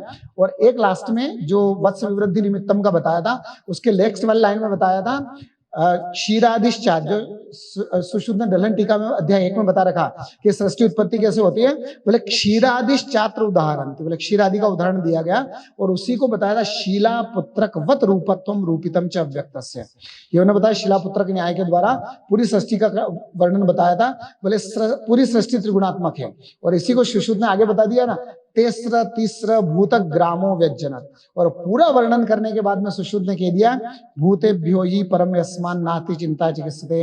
बोले इन सबका ज्ञान भले कर लीजिए, लेकिन चिकित्सा के लिए केवल आवश्यक है 5 महाभूतों का ज्ञान, क्योंकि पूरी सृष्टि 5 भौतिक है। यानी विवेचन, कहने का अभिप्राय है कि उनका पूरा विषय अपनों ने देखा और उस विषय में से कितने की आवश्यकता आयुर्वेद में है, पूरा वर्णन करने के बाद बोल दिया उन्होंने भूतेभ्यो ही परम यस्मात् नास्ति चिंता चिकित्सते। परम इति सूक्ष्मम, माने 5 महाभूत से ऊपर वाले जितने भी तत्व थे, उन सूक्ष्म तत्वों को चिकित्सा के लिए जानने की आवश्यकता नहीं है।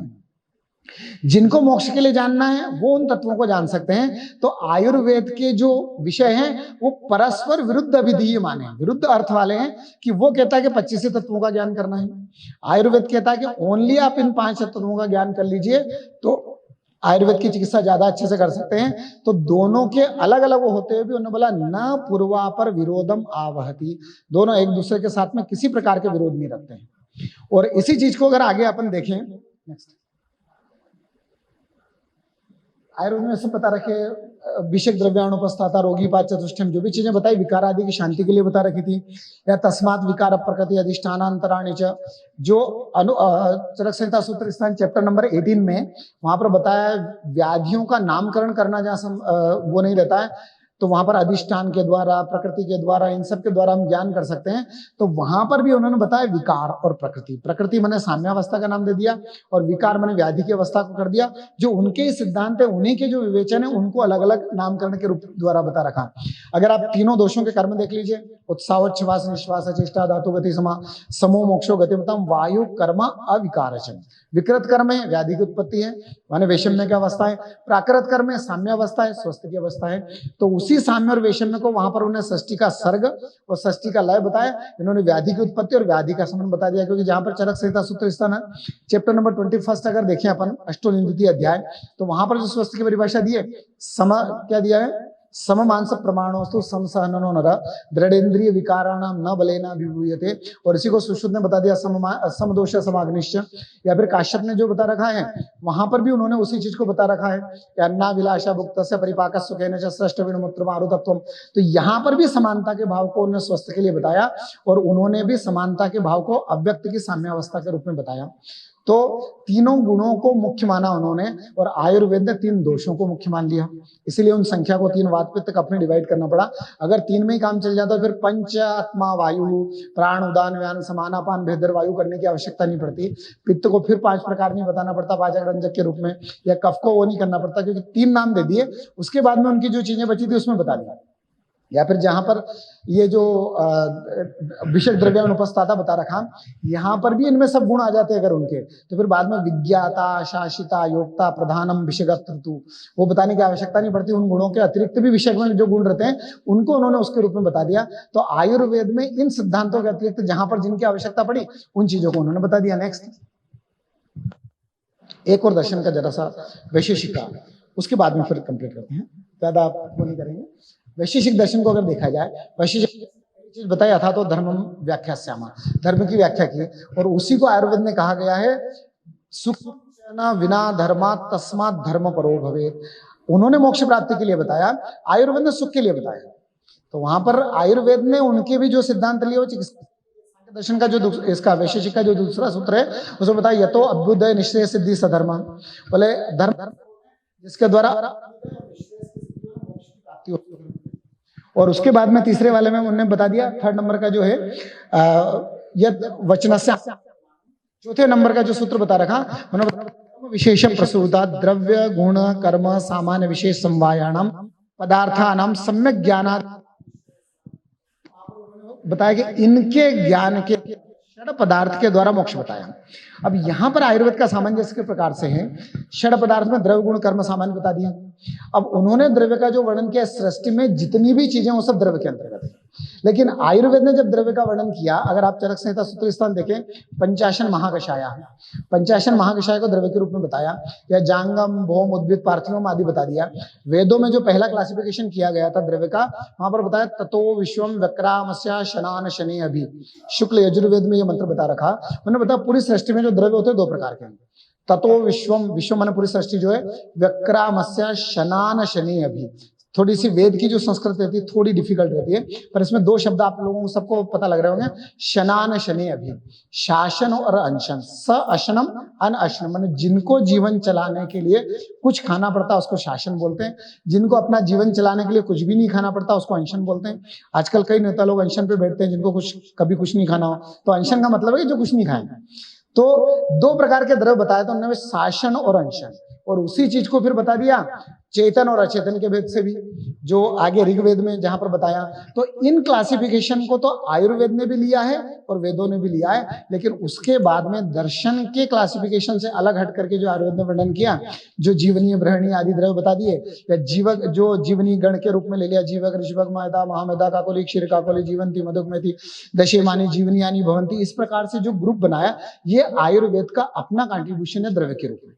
अगर हम कहें वैशेषिक दर्शन ने द्रव्य गुण कर्म सामान्य विशेष समवाय आदि बता दिए, लेकिन आयुर्वेद ने जो क्लासिफिकेशन किया वो चिकित्सा को मुख्य मान करके दिया। और आयुर्वेद की चिकित्सा शिक्षा ऐसी थी कि जो अगर कोई व्यक्ति, अगर आज कोई बीएमएस में एडमिशन ले, बीएमएस सेकेंड ईयर करने के बाद छोड़ के चला जाए तो वो चिकित्सा नहीं कर सकता है। लेकिन पहले का सिलेबस ऐसा था कि जिस व्यक्ति ने अगर थोड़े दिन भी आयुर्वेद पढ़ा है तो उतनी क्वालिटी तो उसमें आ जाएगी, जिसको अपन बोलते हैं स्किल डेवलपमेंट। आप चरक संहिता सूत्र स्थान को देखिए, पहला चतुष्क का नाम क्या है, क्या नाम है, वैशेषिक चतुष्क। पहले चतुष्क का पहला अध्याय अगर देखा जाए तो उस अध्याय में लास्ट में उन्होंने फलनीय द्रव्य, मूलनीय द्रव्य, पंच जो लवण है, फिर मूत्र है, क्षीर अष्टक है, उन्हें द्रव्यों का ज्ञान करवा दिया। सेकंड चैप्टर आप देखें तो पंचकर्म के सभी द्रव्य आ गए वहां से। पहला वाला जो शुरू किया अपामार्ग से बीजानी विपली मरिचानु विडंगन शग्रुन से शुरू करके मदनम मधुकम निवम जी मूतम कृतवेदनम विपली गुडिजक शिवाको नीलम धामार्गवाणी च पंचकर्म के सभी द्रव्य बता दिए। उसके बाद में नेक्स्ट वाले में उन्होंने अंत परिमार्जन बहि परिमार्जन बता दिया, उसके बाद नेक्स्ट में पूरे महाकषाय बता दिए। मैंने सबसे पहले अगर किसी व्यक्ति ने आयुर्वेद ज्वाइन किया, सिर्फ 4 चैप्टर भी अगर उसने पढ़ लिए तो उस पूरी लाइफ भर इन 4 चैप्टर से तो चिकित्सा वो कर सकता है। मैंने इतना स्किल उन्होंने कर दिया। अगर आप कह दो कि फर्स्ट ईयर में इतना स्किल डेवलपमेंट हुआ, सेकंड ईयर में ये स्किल हुआ, थर्ड ईयर में ये स्किल हुआ, तो अगर वो कर सकते हैं, फर्स्ट ईयर मैंने कर रखा है तो मैं इतने तक कर सकता हूँ। तो वहां पर जब अपन कहते हैं कि वैशेषिक दर्शन ने बताया द्रव्य गुण कर्म सामान्य विशेष और समवाय, ये षड पदार्थ बताए। आयुर्वेद बताता सामान्यम च विशेषण च, लेकिन प्रारंभ करता द्रव्य से, सभी द्रव्यों का ज्ञान कराता है, लेकिन उससे पहले प्रिंसिपल बताते हैं कि सामान्य विशेष के प्रिंसिपल को जानने के बाद ही हम द्रव्य का प्रयोग कर सकते हैं। इसलिए सामान्य विशेषण को उन्होंने पहले बता दिया। तो आयुर्वेद ने जो द्रव्य का वर्गीकरण किया वो चिकित्सा को ध्यान में रखे किया। उसी प्रकार से गुण हो कर्म हो, सभी चीजें जो आयुर्वेद ने बता रखी है ये चिकित्सा को मुख्य मान करके बता रखी है। और दर्शन ने जो बता रखा है, मतलब दर्शन का स्वरूप तो उन्होंने लिया है। वैशेषिक दर्शन क्या करता है, परमाणु के द्वारा मोक्ष बताता है। वैशेषिक दर्शन का मुख्य सिद्धांत परमाणुवाद। अब आयुर्वेद ने उस सिद्धांत को भी लिया, और जहां पे शारीर स्थान अध्याय 7 में आप देखें तो शरीर अवयवास्तु परमाणु भेदेन अपरिसंख्या विद्यन्ते तेषाम परमाणुनाम संयोग विभागे वायु कारणम कर्म स्वभावश्च। वहां 3 चीजें बताई उन्होंने, एक तो वायु, कर्म और स्वभाव। मतलब कुछ चीजें स्वभाव से होती है, कुछ कर्म के द्वारा, और वायु, उस वायु को आप परमाणु के रूप में स्वीकार कर सकते हैं, या उस वायु को आत्मा के रूप में स्वीकार कर सकते हैं, या उस वायु को मुख्य तत्व के रूप में मान सकते हैं। और इसीलिए अपने कहा वायु जाता स्वयं ब्रह्मा, वायु जाता प्रजापति। जो वैशेषिक वाला वायु है वही वायु मुख्य परमाणु है, या वही वायु जो है सांख्य के अनुसार जो आत्मा है उसको वायु के प्रतिनिधित्व के रूप में वैशेषिक में मान सकते हैं। और उसी को इन्होंने बताया संयोग कर्मणा परिग्रहीतो वायु। जहां पर चक्रपाणी ने टीका करी, बोले परमाणु का सर्ग कैसे होता है, सृष्टि की उत्पत्ति करना है, तो सृष्टि की उत्पत्ति कैसे होगी, बोले जब ये परमाणु या वायु संयोग रूपी कर्म के साथ है। उसी प्रकार से वैशेषिक सांख्य ने बताया था कि कर्म अगर आपकी उत्पत्ति वाले हैं तो पुनर्जन्म होगा, कर्म अगर मोक्ष वाले हैं तो मोक्ष हो जाएगा। तो इन्होंने बता दिया संयोग कर्मणा परिग्रहीतो वायु शरीरम आरभते, मैंने 2 अणु 3 अणु के रूप में परमाणु के द्वारा सृष्टि की उत्पत्ति होगी। और वही वायु वियोग कर्मणा परिग्रहीतो, मैंने मोक्ष वाले कर्म से युक्त वायु है, चाहे आत्मा को कर्म से युक्त मान लें या वायु को मान लें, क्योंकि आयुर्वेद में कहा गया है कि स्वयमेव तंत्र यते प्राणी न अन्यो अस्य तंत्र का। आत्मा के विषय में जब प्रश्न कहा तो उन्होंने बोला कि स्वतंत्र चेद अनिष्ठासु योनिसु कथम जाते। आत्मा अगर स्वतंत्र है तो अच्छी योनि में उसको जन्म लेना चाहिए। बोले आत्मा कुछ भी नहीं करता है, वो तो दृष्टा है, साक्षी है, लेकिन कर्म के अनुसार योनि को प्राप्त होता है। तो स्वयमेव तंत्र यते प्राणी, प्राणी के जो कर्म है उनके अनुसार योनि को प्राप्त होता है। और उसी प्रकार से वैशेषिक ने कह दिया कि संयोग कर्मणा परिग्रहीतो वायु, संयोग के कर्म से युक्त जो वायु है वही वायु शरीर को आरंभ करता है। तो वहां पर भी कर्म से संयुक्त वायु है वही परमाणु को बताता है।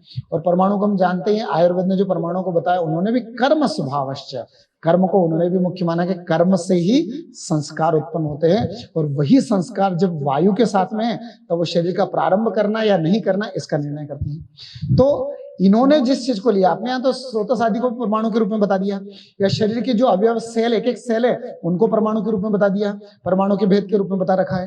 तो उनको अपन देखते। एक और वैशेषिक दर्शन के बारे में प्रायः कहा जाता है, एक जरा सा सिद्धांत 2 पॉइंट बता देता हूँ, उसके बाद बंद कर रहा हूँ। वैशेषिक किसको बोलते हैं, कण भक्षणात् कणाद। मैंने वो क्या करते थे, घर से बाहर निकले सुबह स्नान वगैरह करके एक झोला लटका के रास्ते में जहां जो भी कण मिले भोजन के दिन भर वो खाए और घर पे चले आए। कण भक्षणात् कणाद का मतलब अपने जीवन चलाने के लिए जितने दिन भर में कण मिल गए वो खा लिया और आ गए। ऐसे व्यक्ति को कोई 2000 साल 5000 साल बाद याद रखेगा? मतलब उनका समाज के लिए कंट्रीब्यूशन क्या हुआ, अपना जीवन चलाए। मतलब इतने भी इकट्ठे करके नहीं लाते थे कि आसपास वाले को भी खाना खिला दें, बोले नहीं, जितना आपने को चाहिए उतना ही, बस दिन भर का हो गया, कल का कल ढूंढेंगे। ये नहीं कि स्टोर करके रख दिया कि मैंने साल भर का कंप्लीट कर दिया, अब मेरे को वापस नहीं जाना है। तो कणाद का बोलते हैं कण भक्षणात् कणाद। कण भक्षणात् का जब पदार्थ धर्म संग्रह है उसमें उन्होंने व्याख्या की तो उन्होंने बोलता कणान परमाणु आत्मसात करोति इति कणाद। मैंने उसने पूरे जीवन भर में परमाणु के ज्ञान को आत्मसात किया, इसलिए उनको कणाद कहा है। और उसके लिए कहा गया कि कणान तस्य कपोति वृत्तिम अनुष्ठीयते। बोले कणाद की जो वृत्ति थी वो किस प्रकार की थी, बोले कपोति वृत्ति थी। कपोत माने अपन कबूतर को बोलते हैं, पिजियन। बोले कबूतर क्या करता है, जब आप लोगों ने अगर कोई जो देखा हो, अगर कल्टीवेशन जहां पर होता है, एग्रीकल्चर की फील्ड देखी हो, तो उसमें जब बीज बोते हैं तो बीज कभी भी ऊपर नहीं डालते, मतलब ऐसा अंदर बोते हैं कि उसके ऊपर थोड़ी सी मिट्टी आ जाती है। अब आप देखिए कबूतर जब बीज अंदर है उसको ना तो वहां पे दिखाई दे रहा है, लेकिन जस्ट चोंच अंदर करी बीज निकाल लिया। तो यहाँ पर इनको कपोति वृत्ति मनुष्ठीय थे, माने संसार में या समाज में जहां पर भी परमाणु का ज्ञान था उस ज्ञान को लेने की क्षमता इनमें थी, इसलिए इनका नाम रखा गया था कणाद, कण भक्षणात् कणाद या तस्य कपोति वृष्टिम अनुष्ठीय थे। और कणाद के बारे में दो चीजें और बताई गई, न दिवसस्य ज्ञानम न चापि रजन्या कणान आत्मसात करोति कणाद। बोले जिसको ना तो दिन का ज्ञान है न रात्रि का ज्ञान है, 24 ही घंटे एक ही, जैसे अपन कहते हैं किसी व्यक्ति को बोले कोई पागल है तो इस काम के पीछे, बोले इस व्यक्ति ने काम पूरा किया, बोले पूरा पागलों की तरह लगा रहा तब जाके पूरा हुआ। टाइम नहीं देखा कि सुबह 9 बजे ऑफिस आना है या शाम को 5 बजे चला जाना है। अगर उस टाइम को देखेंगे तो कभी भी कोई भी चीज को पूरा नहीं कर सकते। तो कणाद का परमाणु के प्रति इतना ज्यादा योगदान था कि ना उनने रात देखा ना दिन देखा, पूरे टाइम परमाणु के लिए लगे रहे, इसलिए उनको कणाद कहा जाता था कि न दिवसस्य ज्ञानम न चापि रजन्या कणान आत्मसात करोति कणाद। और कणाद के बारे में एक बात और कही जाती है कि यथा कपोतम गृह्णाति अन्नम तथा कणादेन ज्ञानम गृहीतम। जैसा कपोत कण को ग्रहण करता है वैसा उन्होंने परमाणु के ज्ञान को ग्रहण किया, इसलिए कणाद को परमाणुवाद का जनक कहा जाता है। न कि कण भक्षणात् कणाद, बोले दिन भर निकले जो मिला उससे अपना पेट भरा उसके बाद में अपना बस रेस्ट किया। तो परमाणु के विषय में उन्होंने परमाणु का ज्ञान अपने को दिया और उसी परमाणुओं को आयुर्वेद ने सृष्टि उत्पत्ति में सांख्य को ले लिया, फिर भी सृष्टि उत्पत्ति परमाणु के द्वारा उन्होंने बता दी कि शरीर अवयवास्तु परमाणु भेदेन अपरिसंख्या विद्यन्ते तेषां परमाणुनां संयोग विभागे वायु कारणम कर्म स्वभावश्च। नेक्स्ट, ये अलग अलग परमाणुओं का तो कई जगह अणुमत चेक तो हम कई जगह अपने परमाणुओं को लिया है और चिकित्सा के रूप में भी वो किया है। एक बार एक सर्वे किया गया और सर्वे में ये किया गया कि जो व्यक्ति पोस्ट ग्रेजुएशन कर रहे हैं वो व्यक्ति में मतलब कितने लेक्चर सुन सकते हैं। तो उनका रिजल्ट आया कि ज्यादा से ज्यादा 4 लेक्चर जो है मतलब पोस्ट ग्रेजुएशन के जो स्टूडेंट है वो सुन सकते हैं। उन्होंने बोला कि व्हाट अबाउट फैकल्टी मेंबर, बोले वो जो पोस्ट ग्रेजुएशन कर चुके हैं, बोले मैक्सिमम 2 के बाद में अगर उनको बिठाओगे तो उनके ऊपर अत्याचार है, पर अभी 3 तो हो चुके हैं। तो मैं नहीं चाहता कि आप लोगों के ऊपर बहुत ज्यादा अत्याचार हो, क्योंकि अब देखिए आप सब लोग स्टूडेंट से उस श्रेणी में आ गए और कई लोगों को काफी सालों का अनुभव है, तब सुनाने का ज्यादा एक्सपीरियंस है, सुनने का ज्यादा वो नहीं है। आदत सुनने की नहीं है, सुनाने की है।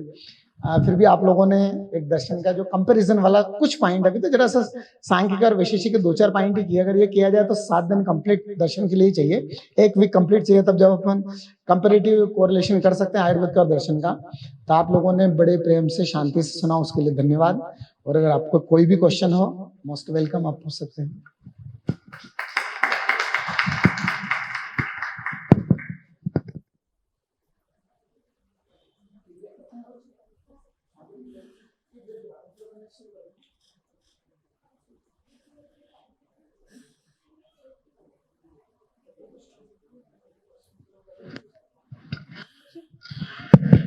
Session is open for discussion because tea is going to arrive in 10 minutes.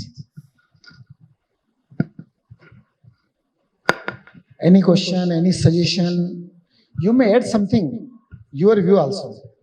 So your suggestions also welcome.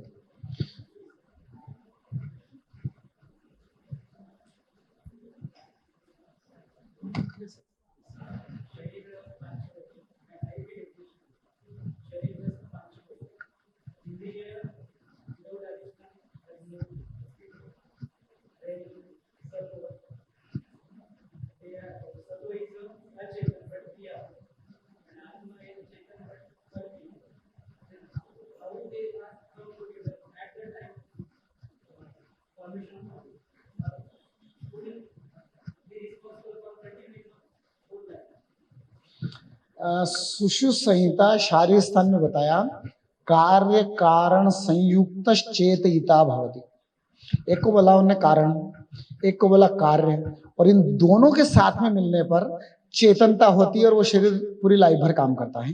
उन्होंने कारण में बता दिया मूल प्रकृति, कार्य में बता दिया जो बाकी 23 तत्व महान अहंकार से लगा करके 23 तत्व हो गए, 24 हो गए, 25वां तत्व आत्मा हो गया। ये सब मिलने के बाद में, और वहां पर उन्होंने बताया कि जब तक गर्भ में शुक्र और शोणित के संयोग में आत्मा जब तक उसमें सम्मिष्ट नहीं होगी तब तक शरीर का आरंभ नहीं होगा। मैंने तब तक उसमें चेतनता नहीं आएगी, तब तक उसमें सेल अगर मान लिया जाए परमाणु के रूप में, 2 अणु 3 अणु के रूप में वो नहीं होगा। या अपन कहते हैं गर्भ की स्थापना तभी होगी जब शुक्र और शोणित के साथ में आत्मा का संयोजन हो जाएगा। और जब वो आत्मा का संयोजन होगा तो इस सत्वर स्तंभ के द्वारा इंद्रियों की उत्पत्ति और आदि बता दी। फिर दर्शन ने अलग अलग बता दिया कि भौतिकानि चंद्रियाणी आयुर्वेदे मन्यन्ते, सांख्य तो अहंकारिकाणी, कोई उसको भौतिक मान लेता, कोई अहंकारिक मान लेता, वो अपने प्रयोजन के द्वारा। पर लेकिन कार्य तभी होगा जब कार्य कारण संयुक्त चेतयिता भवति, सब एक साथ मिलेंगे।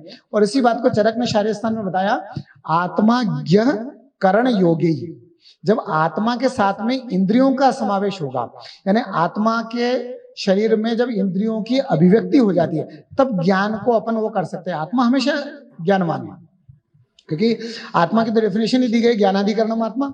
लेकिन जब तक वो शरीर के साथ संयोग नहीं है, तब तक उसके ज्ञान को अपने को कैसे देखना वो देख नहीं सकते।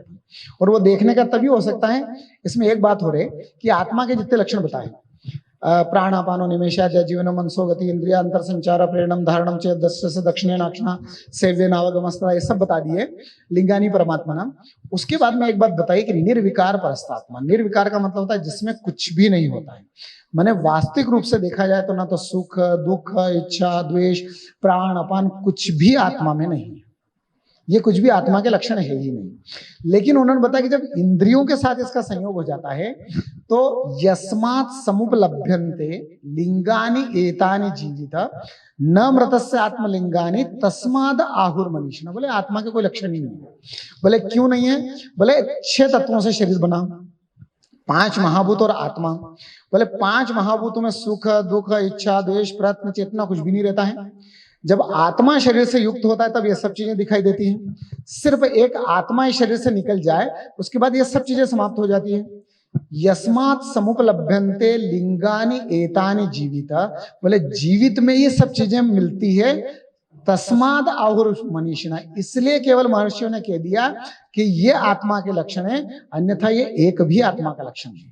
अब इसको अपन एक बात कह सकते हैं कि न तो पंचमहाभूतों के लक्षण है न आत्मा के लक्षण है, लेकिन दोनों के संयोग करने पर, जैसे अपन संयोग बोलते हैं ना कि घृत में भी विष नहीं है मधु में भी विष नहीं है, लेकिन इन दोनों को अगर समान क्वांटिटी में मिला दिया जाए तो तीसरा चीज उत्पन्न हो जाती है विष। तो न तो आत्मा का लक्षण है सुख दुख इच्छा द्वेष, न शरीर के इंद्रियों आदि का लक्षण है, लेकिन इन दोनों का सम्मिलित रूप का नाम दिया और इसी चीज को नाम दे दिया कूटागारमिव रथागारमिव। बोले रथ की धुरी को, अश्व को, चक्र को, किसी को भी रथ नहीं कह सकते, लेकिन केवल इनको मिला दीजिए, एक भी चीज अलग मत मिलाइए तो उसको रथ कहने लग जाते हैं। उसी प्रकार से घर बनाते टाइम सीमेंट रेती चूना सब कुछ रखा हुआ, उसको अपन घर नहीं कहेंगे, लेकिन उसका कंस्ट्रक्शन कर दिया, उसको सिमेट्री में मिला दिया तो उसको घर कह देते हैं। तो उसी प्रकार से इनका संयोग का, और इसी चीज को सिद्ध किया चरक संहिता सूत्र स्थान अध्याय 1 में, सत्वात्मा शरीरम च त्रयमेतत् त्रिदंडवत् लोकास्तिष्ठति संयोगा तत् सर्व प्रतिष्ठितम। और आप देखिए अगर किसी व्यक्ति को सरकार बनाना है, 540 सांसद चाहिए, अब 540 में से 300 ने उनको सहयोग दे रखा, उस सदन में 540 ही बैठे, उन 540 में से 100 ने इनको समर्थन दे दिया था, सरकार बन गई। अब एक दिन उन्होंने बोला सॉरी हम तो आपको नहीं देते, हम आपसे समर्थन वापस ले रहे हैं। उस सदन में आज भी 540 बैठे हैं, लेकिन सरकार गिर गई। शरीर जो है सत्व आत्मा और शरीर के संयोग का नाम है। जिस दिन इनका संयोग समाप्त हो जाता है, तीनों विद्यमान है, क्योंकि आत्मा को अपने ने कहा है ना कि आत्मा सर्वव्यापी, सभी जगह आत्मा है, लेकिन उनका संयोग समाप्त हो गया। तो जब तक संयोग रहेगा तब तक ज्ञान होगा, आयु रहेगी, चेतनता रहेगी, सब रहेगा। जिस दिन संयोग समाप्त हो गया उस दिन शरीर समाप्त हो जाएगा, उस दिन उनका जो लोकास्तिष्ठति, उसका तिष्ठ या उनका जो रहना चाहिए वो अवस्था वो समाप्त हो गई। तो मेन इनमें जो है संयोग है, और इसीलिए क्या संयोगापेक्षी लोक, ये लोक जो है संयोग की अपेक्षा करता है। Yes, yes.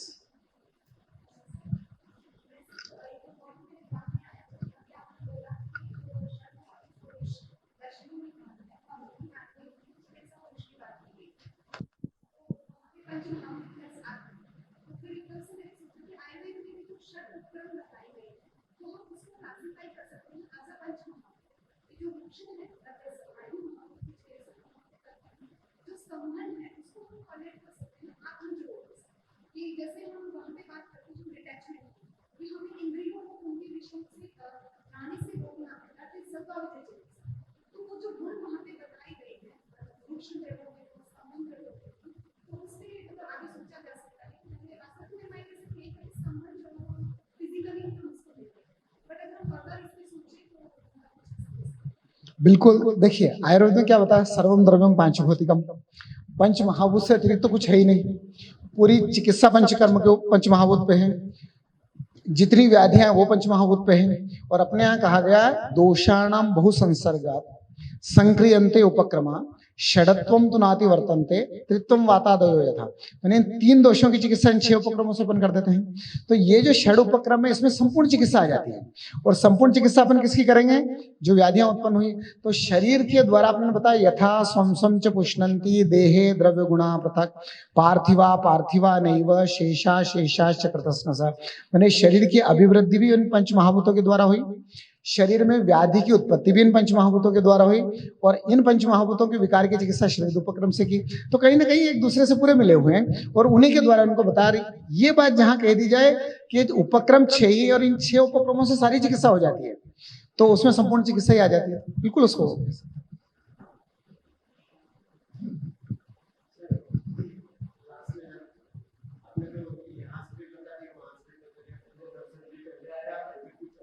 कंफ्यूज कर दिया बोला कंफ्यूज करके रख दिया। आप डिसाइड करना है कि कौन सा पहले है। देखिए सुश्रुत का जो कोटेशन है, आयुर्वेद के मुख्य ग्रंथ सुश्रुत, टीका वगैरह तो खैर बात की चीजें हैं। और सुश्रुत ने जब वो कहा कि अनुत्पाद्येव प्रजा श्लोक शतसहस्त्रम अध्याय सहस्त्रम कृतवानु स्वयंभू, आयुर्वेद प्राचीनतम है, दर्शन वगैरह बहुत बात की। और जो चरक ने इनने दिया ये तो बताया कि आयुर्वेद का अवतरण पृथ्वी पर बाद में हुआ। आयुर्वेद अपना देखिए 2 चीजें हैं, हम वेदों में जो देखते हैं वो मूल को देखते हैं। मैंने वेदों में तो बीज रूप में बता दिया, उसके बाद में जितना डेवलप करना आगे कर सकते हैं। तो दर्शनों के जो आत्म तत्व है इनका विवेचन भले विद्यमान हो, लेकिन जो इनको डेवलप करना है वो अपन कहीं से कह सकते हैं, आयुर्वेद से ले लिया हो, जहां से भी लेते हो, तो एक एक मत के द्वारा बिल्कुल ले सकते हैं। पर बाकी मेन सिद्धांत जो डिस्कशन इसका कंक्लूजन है अनुत्पाद्येव प्रजा, वहां कोई कंफ्यूजन या कहीं पे कोई डाउट की आती नहीं। आयुर्वेद प्राचीनतम है, प्राचीन नहीं प्राचीनतम है। जो दर्शन के आचार्य भी थे उनको भी स्वस्थ रहे। जहां पर कहा गया संस्कृत का वो आते हैं शरीर माध्यम खलु धर्म साधनम, या फिर जो कुमार संभव में उसमें कहा गया अपि क्रियार्थम समुपलब्धम समित कुशम शरीर माध्यम खलु धर्म साधनम। जो पार्वती जी शंकर जी की प्राप्ति के लिए तपस्या कर रही थी, उनने पहले भोजन करते थे, फिर वो छोड़ करके फल शुरू कर दिया, फिर उसके बाद में केवल पत्ते आदि खाते, तब उनका नाम अपर्णा था, वो भी बंद कर दिया। तब आकाशवाणी में बोले देखो तपस्या तुम तभी कर सकते हो जब शरीर रहेगा, शरीर माध्यम खलु धर्म साधनम। तो दर्शन आदि के जो धर्म साधन है, इसलिए कहा जाता है आयुर्वेद मेवाश्रयन्ते वेदा, वेद का ज्ञान भी अपन तब कर सकते हैं जब स्वस्थ रह सके। तो आयुर्वेद इन सबसे आगे बिल्कुल है। और दूसरी बात एक और है, हम जिस विधा के उसको सबसे आगे बताएंगे। दर्शन वाले बताते ना कि दर्शन पहले का है,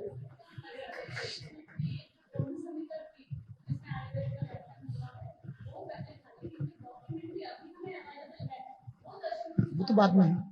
देखिए चरक संहिता जहाँ शुरू किया चक्रपाणी टीका, वहां पर उन्होंने बताया कि ब्रह्मादि प्रणीत आयुर्वेद तंत्रेशु, मैंने ब्रह्मा आदि के द्वारा प्रणीत ग्रंथ विद्यमान थे, लेकिन अल्प आयुर्वेदसाम पुरुषाणाम न सम्यक ज्ञानादिगम तस्मात् परम कारण को अत्र अग्निवेश काय चिकित्सा प्रधान तंत्रम पढ़े तुम आरब्धवान, चरक संहिता के प्रारंभ में बोला।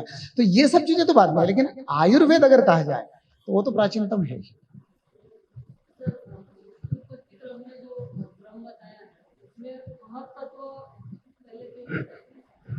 मतलब क्रम ये क्यों बताया, अव्यक्त के बाद महान क्यों बताया, महान के बाद अहंकार क्यों बताया? देखिए आयुर्वेद ने भी वही क्रम बताया और दर्शन ने भी वही क्रम बताया। इसका मतलब यह लगता है कि निश्चित रूप से इस क्रम में चेंज करने की जरूरत नहीं थी। अगर जरूरत लगती, पूरा क्लियर कर रहा हूँ, अगर जरूरत लगती तो जैसे उनने क्रम चेंज किया किसका, षड पदार्थ का, वहां पर उन्होंने सामान्य विशेष को पहले ले लिया, द्रव्य को बाद में दे दिया, तो उनको वो नहीं लगा। देखिए अव्यक्त की अवस्था तो उसको कहा कि सत्व रज की साम्य अवस्था का नाम अव्यक्त, और वो अव्यक्त की अवस्था तो वो है कि अव्यक्त से व्यक्त होना है। अब व्यक्त के बाद में उन्होंने बोला कि पहले ये जो महान बताया, महान का मतलब होता है महत्तत्व, महत्तत्व का मतलब दिया बुद्धि तत्व, और जब तक बुद्धि तत्व नहीं होगी आगे किसी भी तत्व का ज्ञान नहीं हो सकता है। तो बुद्धि तो सभी को ज्ञान करने के लिए सबसे ज्यादा जरूरी है। जैसे उदाहरण करो हम युक्ति प्रमाण को देखते हैं ना, युक्ति प्रमाण में उन्होंने क्या बोला, युक्ति त्रिकाला सागे, युक्ति त्रिकालिक ज्ञान करती है, त्रिवर्ग साध्यते है। आप बताइए मोक्ष की प्राप्ति के लिए सबसे ज्यादा साधन युक्ति के द्वारा ही है। मोक्ष की प्राप्ति के जितने भी साधन है, चाहे उन्होंने बताया सताम परिवर्जनम, असताम परिवर्जनम, सताम जो सत्पुरुष है उनका सेवन करना, असत्पुरुष उनके जो संसर्ग उसका त्याग करना आदि, ये सब युक्ति के द्वारा ही है। लेकिन युक्ति को वहां पर उन्होंने बता दिया कि ये मोक्ष प्राप्ति के लिए साधन नहीं है। क्यों? क्योंकि वहां पर बताया था उन्होंने बहु कारण योग, जहां योग होता है वहां मोक्ष होता है। और मोक्ष का बताया वियोग सर्व संयोग है, जिसमें वियोग होता है उसको मोक्ष कहते हैं। तो यहाँ पर इन्होंने बोला कि जब इन सब चीजों का ज्ञान ही नहीं होगा तो आगे की चीजों को पता कैसे सकते? तो सूक्ष्म तत्वों में महत तत्व ऐसा है कि उसको आज भी आप आइडेंटिफाई नहीं कर सकते। किसी व्यक्ति को एक व्यक्ति बोलेगा बड़ा बुद्धिमान है, उसी व्यक्ति को दूसरा बोलेगा नहीं मुझे तो नहीं लगा, क्योंकि वो तत्व ऐसा ही नहीं कि जिसको जान सकते हैं। इस चीज को शारीरिक स्थान में उन्होंने बता दिया धी धृति स्मृति के द्वारा, और वहां पर उनकी डेफिनेशन एक एक करके बताया। तत्व ज्ञान है स्मृति अस्य, या फिर नित्या नित्य हिता हिते, या ज्ञेय स बुद्धि विभ्रेश समम बुद्धि पश्यति, ऐसे लक्षण उन्होंने बता दिए। इन लक्षणों के द्वारा अपन सत्व इनको धृति स्मृति को जान सकते हैं। जब तक उस चीज का ज्ञान नहीं होगा, ज्ञान के बाद में उसको और माइन्यूट लेवल पे देख सकते हैं। देखिए विज्ञान की एक परिभाषा दी, विज्ञान को उन्होंने बताया विभागशः ज्ञानम विज्ञान। विभागशः ज्ञान का मतलब होता है कि आप स्थूल से चल करके सूक्ष्म तक चले जाएं। जब आपने स्थूल रूप में बता दिया कि इन चीजों का ज्ञान ऐसा होता है, फिर और सूक्ष्म आगे पंच तन्मात्रा लेवल हो गया, फिर और आगे तो उनको एक एक चीज को प्रत्यक्ष करके आप बता दें। तो जो चीजें ऐसी है कि जिनको आप नहीं बता सकते हैं, तो उनको तो आपने आप के द्वारा ही बता दिया, और जिनको सामने है तो महान अहंकार आदि वो चरक ने इसलिए षष्ठी उत्पत्ति में बता दिया भूते व्योय परमस्मान नास्ति चिंता चिकित्सा, मतलब उनका ज्ञान हर एक को हो पाना भी संभव नहीं है। षष्ठी उत्पत्ति क्रम ऐसा है कि पूरा पढ़ने के बाद भी लगता है कि षष्ठी उत्पत्ति क्रम ये शरीर में कैसे हो रहा है, या षष्ठी में कैसे, इसको क्लियर नहीं कर सकते। लेकिन चरक ने बताया कि षष्ठी उत्पत्ति को अगर बताएं कि शरीर में जो सर्ग है गर्भाधानम सर्ग, जो गर्भाधान होता है उस सृष्टि में जो सर्ग होता है यहाँ पर गर्भाधान है, फिर उसके बाद में अलग अलग जो अवस्थाएं बताइए उनको उन्होंने कोरिलेट करने की कोशिश करी। तो उस प्रकार से इन तत्वों को अपन बता सकते हैं।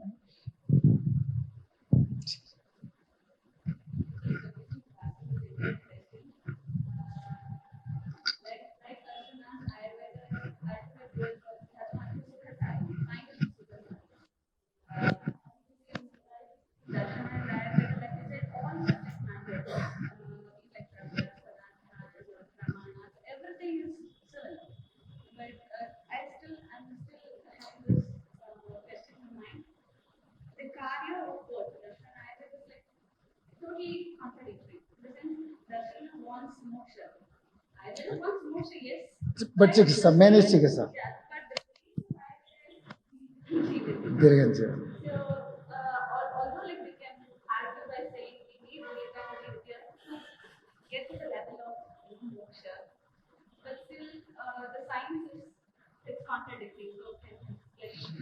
I will explain your point in my next topic, that is, and Karya-Karanavada in Darshan, that and same point accepted in Ayurveda, and that application of Karya-Karanavada is different. So I will explain that point in next second topic.